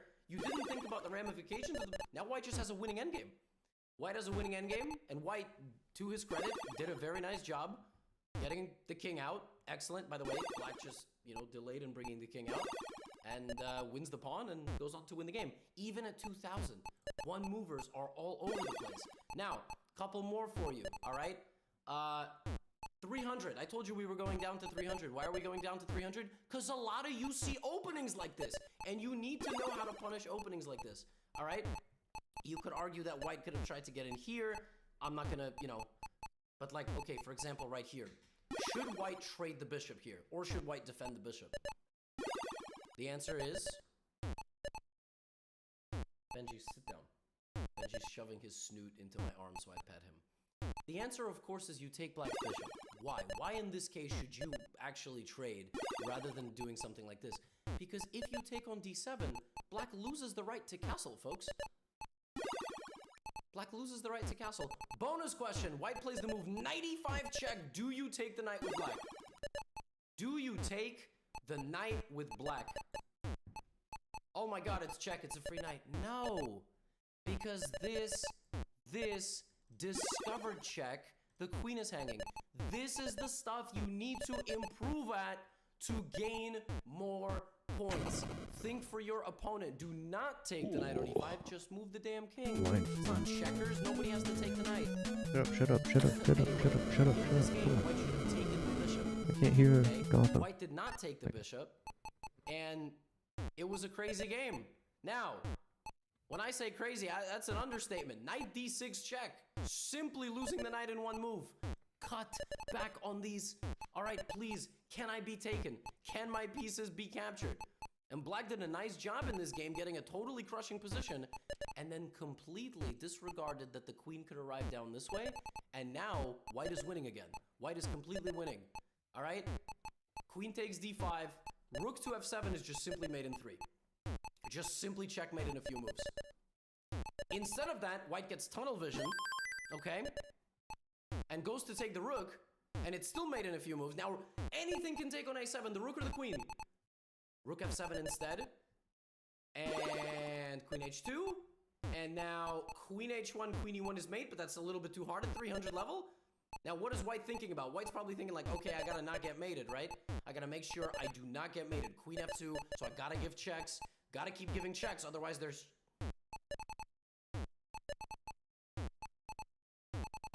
I mean, folks, you see what I'm saying? Like, how can you not stop for a second and go, I think my king is in danger? You gotta do this. This is the reason you cannot improve. You're not thinking about the other person. You are playing queen a7 and this is happening. You're going, oh man, I missed that. Don't! You have to look at the same moves that your opponent is looking at. Don't be selfish. Now, there was one final game I wanted to show you. It was a game between two 2200s, okay? Well. Like, this is the highest rated long, game. though. Now, they played a Tartic Hour. It was all good. This is all... This is a main line, okay? And even they can benefit from this lesson. This was the position that they got from the opening. A very balanced game, okay? Black has done a nice job here, putting out the bishops. Black has good pressure. All right, now, if I'm playing black here, I obviously do not trade. I do not want to allow this knight to come forward. There is no reason for me to do that. 4 If I'm playing Tetris black is here, I'm already. thinking, all right, well, this is defended, so let me just launch my pawns. Now Let me I play need A5, A4, B4. Shit. I don't like black's next Come move. on. Stockfish seems to think it's okay, but for the purposes of today's lesson, bishop d5 is not good. You're not actually threatening to win this pawn, okay? You're not threatening really to win this pawn because you just open up white's attack. Like, why, right? Now, white needs to understand that in a position of opposite side castling, you have to start an attack. Like, rook g1, g4 is absolutely mandatory. The way white handles this position kind of made me want to throw up a little bit, okay? So, white traded and then blocked the bishop's attack. Now, I love a5. I love that move. And now white went to the middle. And then tried to, like, trade some pieces. And then black did a nice job. I like what black did in this position. Okay, there's going to be a lot less frequency of mistakes. But how do you give up your bishop for the knight and not continue with the pawn attack? Like b3, a3, a3. Now black plays knight e6, fine. And white here totally malfunctions. Check, queen f5. Now, I want you to look at this from black's perspective. Queen f5, what is the threat of the move queen f5? Okay? Number one, what's the threat?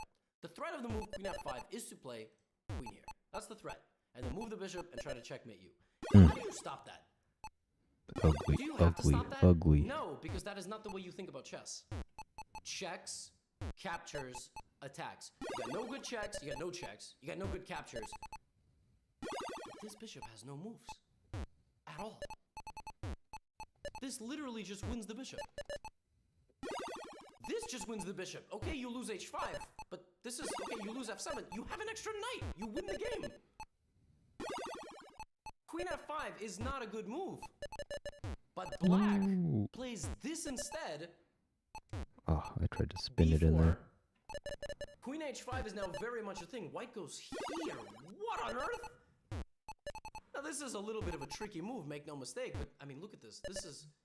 So now the move bishop to f5 check wins the queen, so white does, so black does this, and now the game rages on. I mean, it's complete craziness. Rook d8, okay, because if you went forward, there was all sorts of back rank problems, and black just trades off into a totally lost endgame, like +4, just immediately, and white just pushes everything forward, has 3 passed pawns, and wins very easily. So...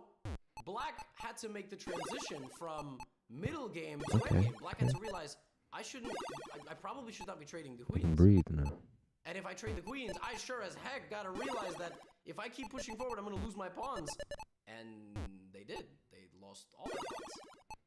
So even at the highest level, these mistakes persist. 2000s, 2200s, they're just less frequent, okay? They're less frequent. and the responses to those errors and inaccuracies is a bit more sophisticated. I tried to show you as many examples in this video as I could. If I went too fast, just rewatch. Just rewatch. It's okay to rewatch chess content, I promise. All right? Rewatch, dive a little bit deeper into the example, study it on your screen, be like, oh, okay, I fully understand now what's going on. At 2000 and 2200 level, the same things happen. They're just less frequent, and they're a bit more sophisticated to punish. Like the bishop getting trapped that you just saw. White went for this attack. Black could have just very easily refuted it. So, you have to deal with opening garbage. Come on. Beyond opening garbage, you have to understand your openings, you have to understand the plans, and It's you need to be able to not the teach end of the it to world. someone. If you are unable to convey information and relay it to another individual, you don't know how to play your openings. Number 2, what does my opponent want? Look at your opponent checks, opponent's captures, opponent's attacks, and in general, be thinking about what it is that they want to do to you. Put yourself in their shoes, okay?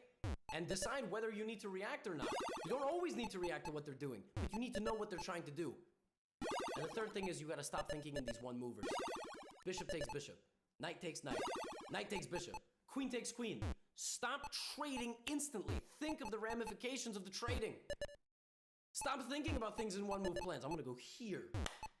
Because then you're not thinking about what the opponent wants to do. Or you're not considering all your other options. You're cutting yourself short. I've definitely done Selling that. yourself I'm short. gonna move You're stopping your here. plans from developing into Don't what they ever could see be. it coming. These 3 reasons combined. All right, losing games in the opening for no reason. Throwing games because you're not thinking about what your opponent wants to do. And limiting your options and limiting your ability to develop some thought processes for both yourself and the person you're playing because you're only thinking in 1 at most 2 move bursts. It's the reason you're bad at chess. This video was not meant as an insult. It was meant as a motivator. And these are all things that we have to find within ourselves to get better at the game. Now get out of here. Okay. So I am going to... Let's go back. Let me just die here real quick. Ladies and gentlemen, Please stop. chess is a Please pretty stop. tough game. Please And all stop. of us are trying to improve Stop it. at it in some capacity. Okay, we'll go In back this video, to I the will other be video. showing you the secrets Apply to the 3 getting lessons a that he chess said at the elo end.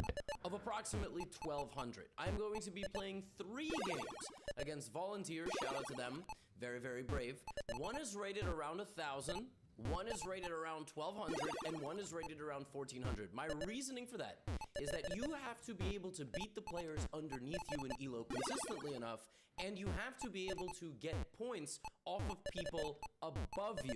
Because the truth is, if you're 1,200, that's a rating range of about 1,000 to 1,400, and you need to adapt your play to all of those different styles. So, Alright, let's see. ladies and gentlemen, think many Shut up, examples in shut this up, video shut up, as I shut up, could. shut If up, I went shut too up. fast, just rewatch. Just rewatch. It's Shut okay up, to rewatch shut chess up. content, I promise. Where's Alright? it going?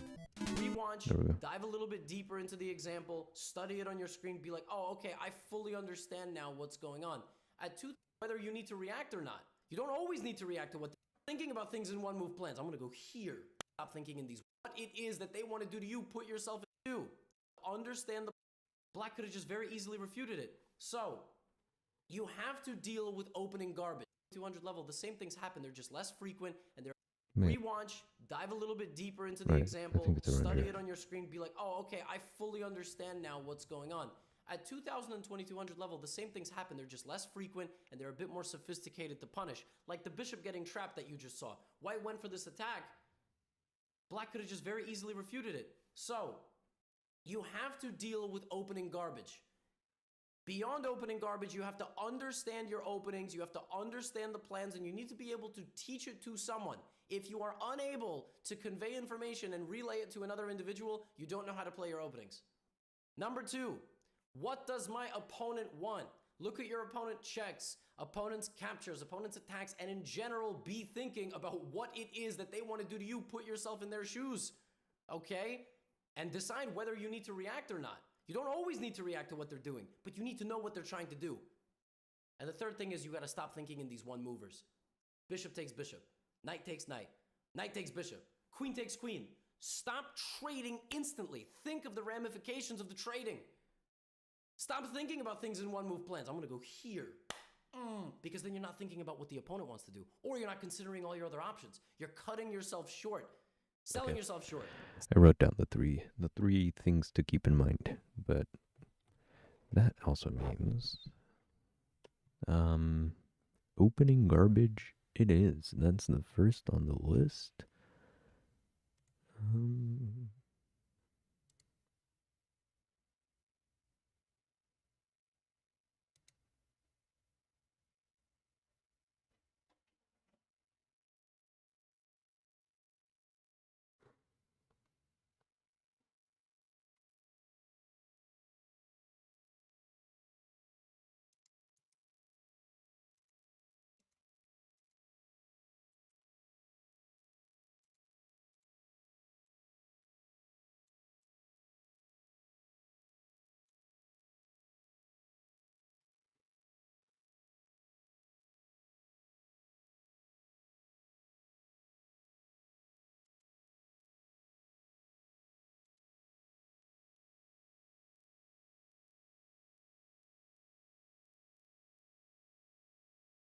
God, my OBS is a fucking nightmare.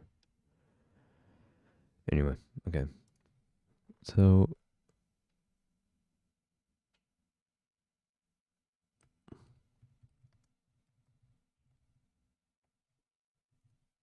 let's figure it out, I guess.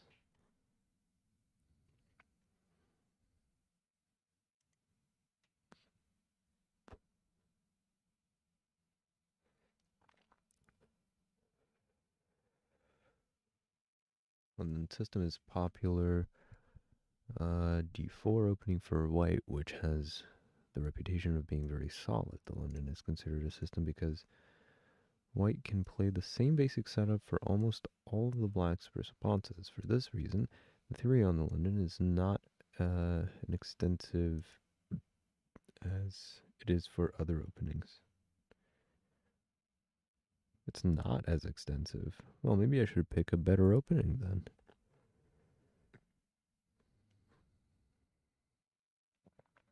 But everybody loves the London.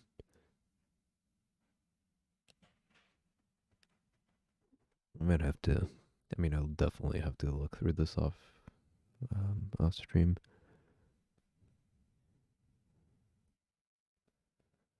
Starting position. Right. Pushing the poor. Pawn to e3. Wait.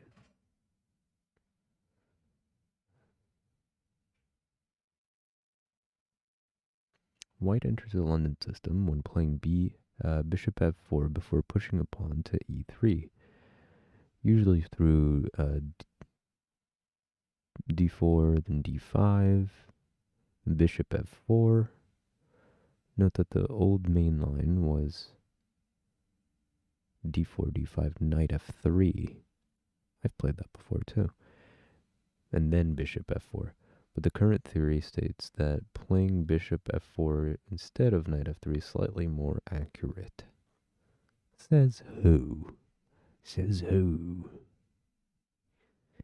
This opening idea is to create a solid pawn structure in the center by pushing pawns to c3 and e3.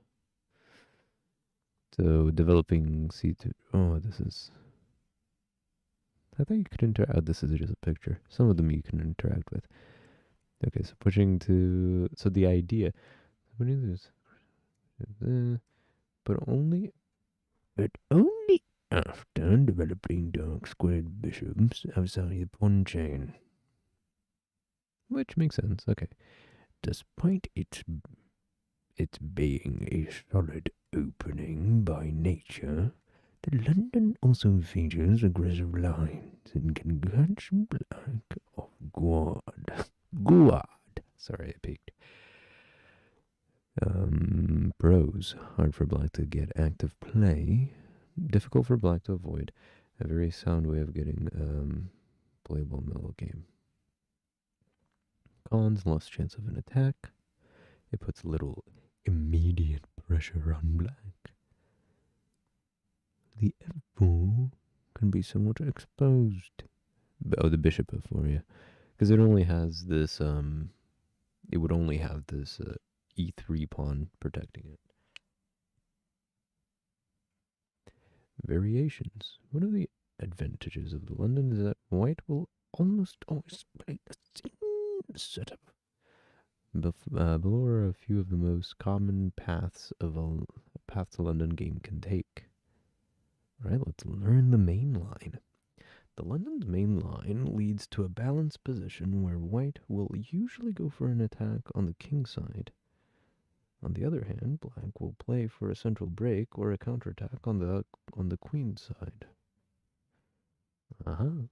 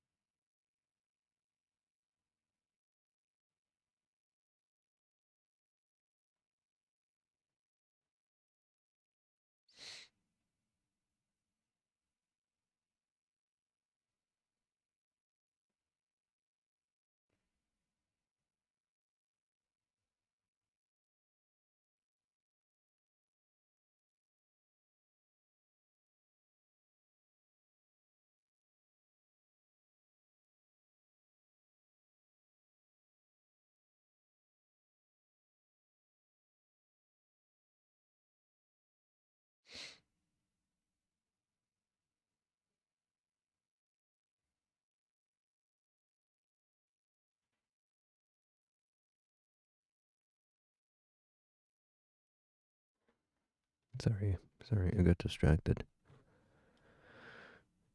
Oh, the London's main line. Okay.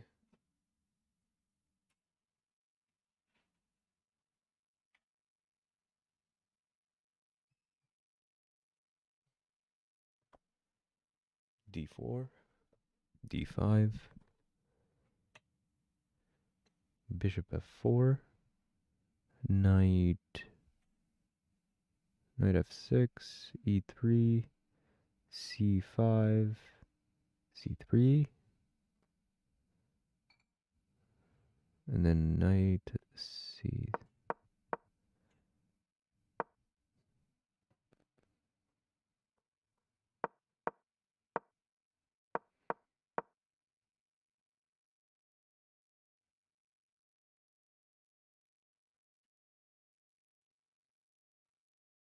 Why would I move the bishop back, though? If it's threatened. Well, only threatened like this, I guess.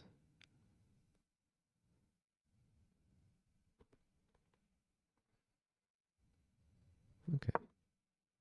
So this is the general position, the mainline position that we're going for. So you have that knight on F3, you have the knight on D2, but you need to bring out the bishop first. The bishop to F4. So first off, you're going to take out the D4 pawn. Then bishop F4. Then defend the D4 pawn with E3. You can also double defend it with C3. And then I guess it doesn't fully matter what order you do it in, as long as you get the pieces out, I guess.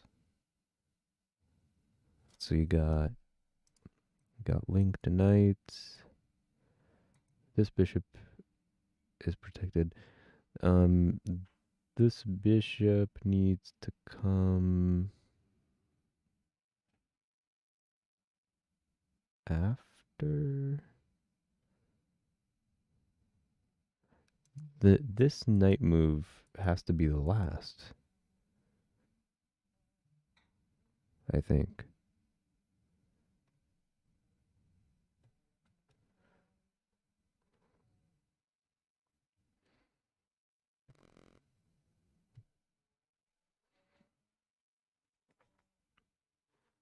Okay, well, that makes sense. Indian setup. Knight g6. Bring the knight here. One of the most common responses from black to the London system is to play an Indian setup, fianchettoing the dark squared bishop. Black puts a pawn on g6.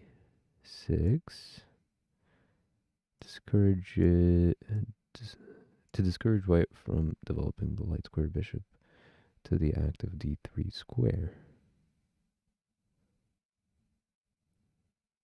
So you're saying that there is a g6 pawn.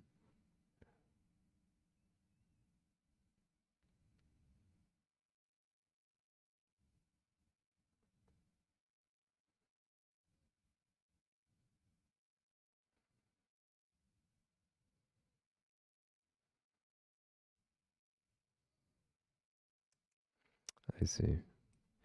So this pawn, so this pawn essentially discourages this move. This bishop to d3. I see. And also it creates the threat here, I guess. Developing the bishop, right? Bishop, blah, blah, blah. White's most popular move against the setup are almost identical to the main line. Right, you stick to what you know. You might just put off pushing this.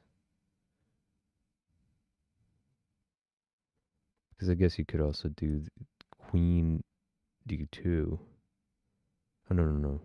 Knight would go there. Well, after c3,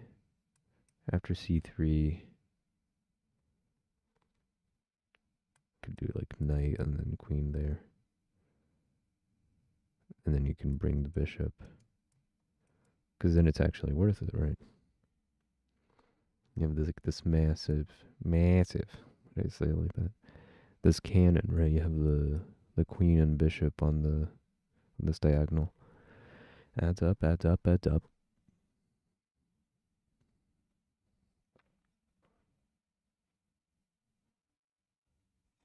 Jobava, London. Jobava. Who comes up with these names? A setup that has been gaining popularity over the past years is the Jobava London. White develops the B knight to c3. The B knight to c3. Oh. Where they would usually put a pawn to give it more active square. One. To give it a more active square. The Jobava London can turn into a much sharper game, and white can get a significant advantage if black plays incorrectly. I think I'm gonna be learning the Jobava. But I don't know, this,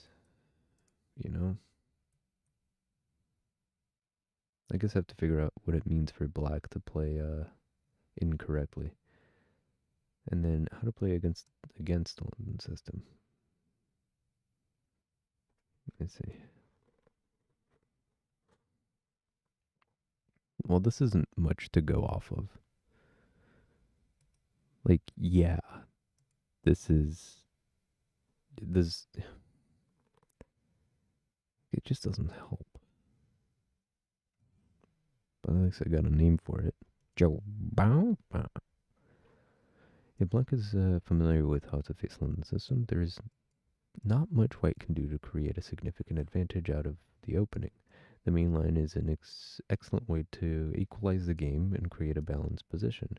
However, black can try more testing lines that will force the white player to get out of the comfort zone. Notably, the early c5. Do these have anything written on them? Do they have anything different on them? No. Okay, so the early c5. I'm guessing. Oh, sorry, peeked. I'm guessing they just push this after they have this, right? Kind of putting pressure on this. And then this is when the bow wouldn't be very good because you want to have that extra protection on this d4 pawn. Black scores well in the line, winning 49% of games, drawing 23 and losing only 22. The idea is to bring the queen out to the queen side with queen b6.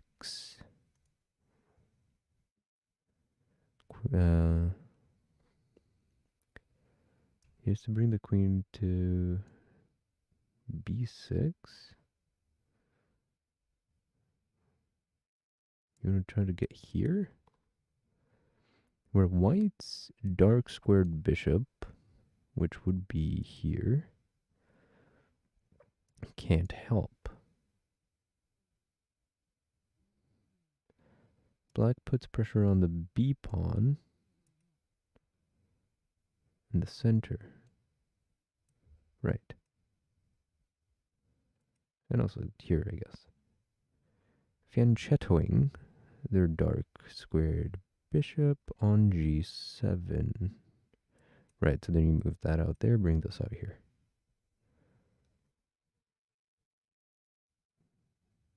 Alright, so let's see it. So white d4, black f6, or knight f6. Bring out the bishop to f4. Oh, what was this? c5, c5, c5, c5. So then, oh, they like early. And then the move that gives white an edge. Cool. If you say so. And then you could still play c4 and then knight to c3. But, or you could just straight up just play knight c3. Because, well, the queen's protecting it, so.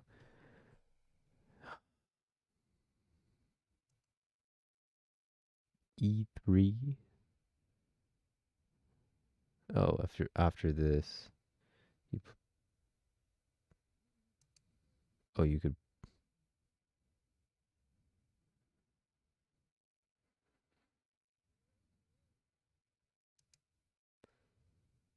So this is also acceptable, I guess. e3 instead of playing d5.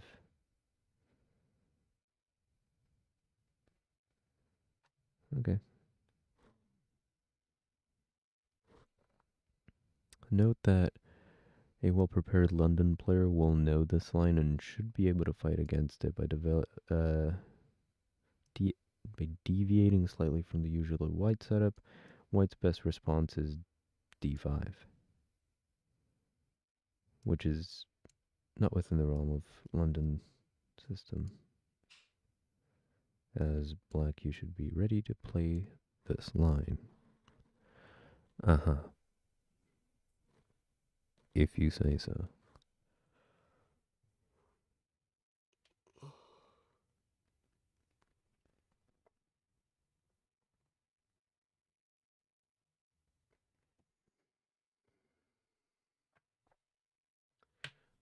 Oh, it's shit. It's like 11 already?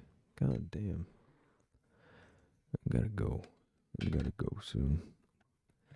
I might finish this tomorrow. Or, I don't know. Monday, maybe? I don't know what I'm doing. I'll try to stream, at least for a little bit tomorrow. Just to keep up the habit. But I'll probably go through this on my own time. Well, thank God I'm learning the not so extensive opening, you know? A pretty simple one, if you ask me. Alright, I'm gonna take a note. I'm gonna be learning the London system. And for black, well, I don't know. I've been playing the Scandinavian defense. I know as a beginner I shouldn't learn the Sicilian. So it's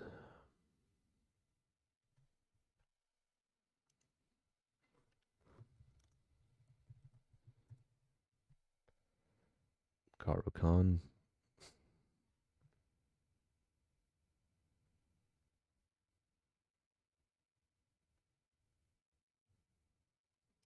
Let's see the 10 best chess openings for black. I mean, I think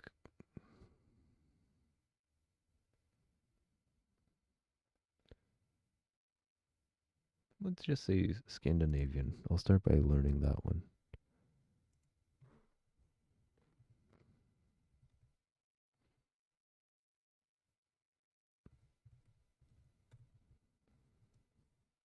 Okay. Okay, one more game before I go. One more. One of the things that I also haven't had dinner yet. So I gotta go figure that out after this.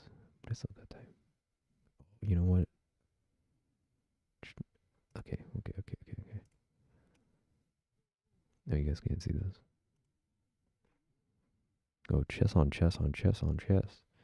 Hell yeah, brother. Let's take a look. What am I doing on my stats?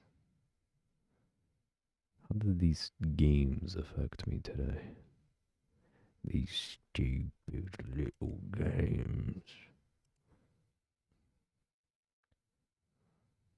What happened here? Yesterday? No. At the end of the month. Don't remember that. 55. White. I dominate with white. I'm getting better with black. Let's see in the last 7 days so we actually see an effect. Black, 69%. That's what I like to see. And 65. Okay, pretty well balanced. Still. Resignation. These stats are pretty good, I think. I want to get, I don't want to lose at all, but if I'm going to lose, they better checkmate me.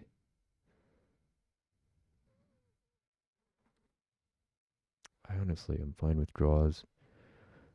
And then white, I'm winning much more with checkmate.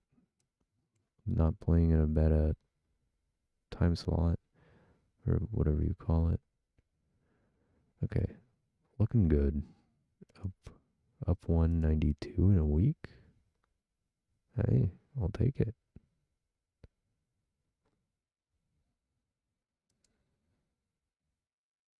Okay. I'm trying to see if I can afford to, like, you know what? Fuck it. Let's play some London System 3-minute blitz. I don't think I've ever played 3 minutes. Okay, let's go. Oh, fuck. We didn't go over this. Well, what do you do? I'll push. If they don't push. I know I already fucked up. I can't bring out my bishop. Okay.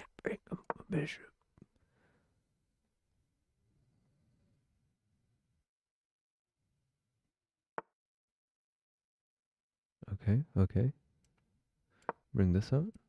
Oh, I didn't need to take out that bishop so carelessly.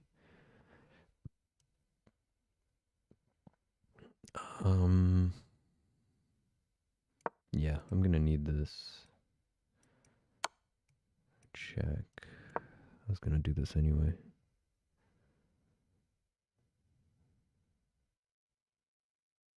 I'm actually doing okay on time. Should I take? Should I take? Should I take? Yeah, I'll take. Yeah, because take. They can't take. This is nothing to me. It's actually a free pawn. Thanks for breaking a pawn structure. Okay, they're kicking my bishop. Let's move. Let's move to here. Maybe there's something there. Let's, you know what, I don't know, let's fucking castle, I guess. I gotta play faster. Let's kick this queen out of here. Oh, that's a free pawn. Oh no. Are they gonna see it though? I am only like 270, so. Oh, this is free. Come on, just take it. No, it's free. That's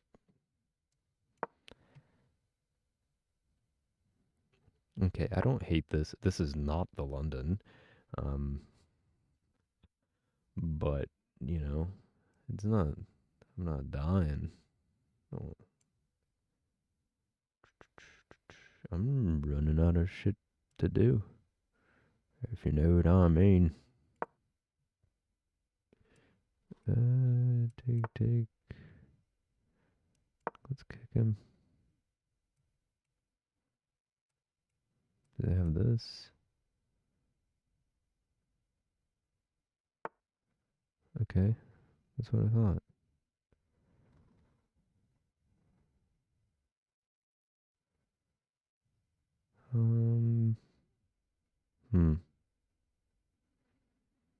Let's bring this out here. Let's see if I can get this queen here, maybe.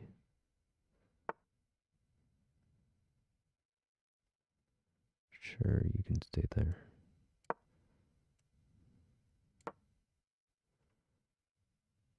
Well, I don't know if they're gonna take here. That's fine. I don't mind a little space.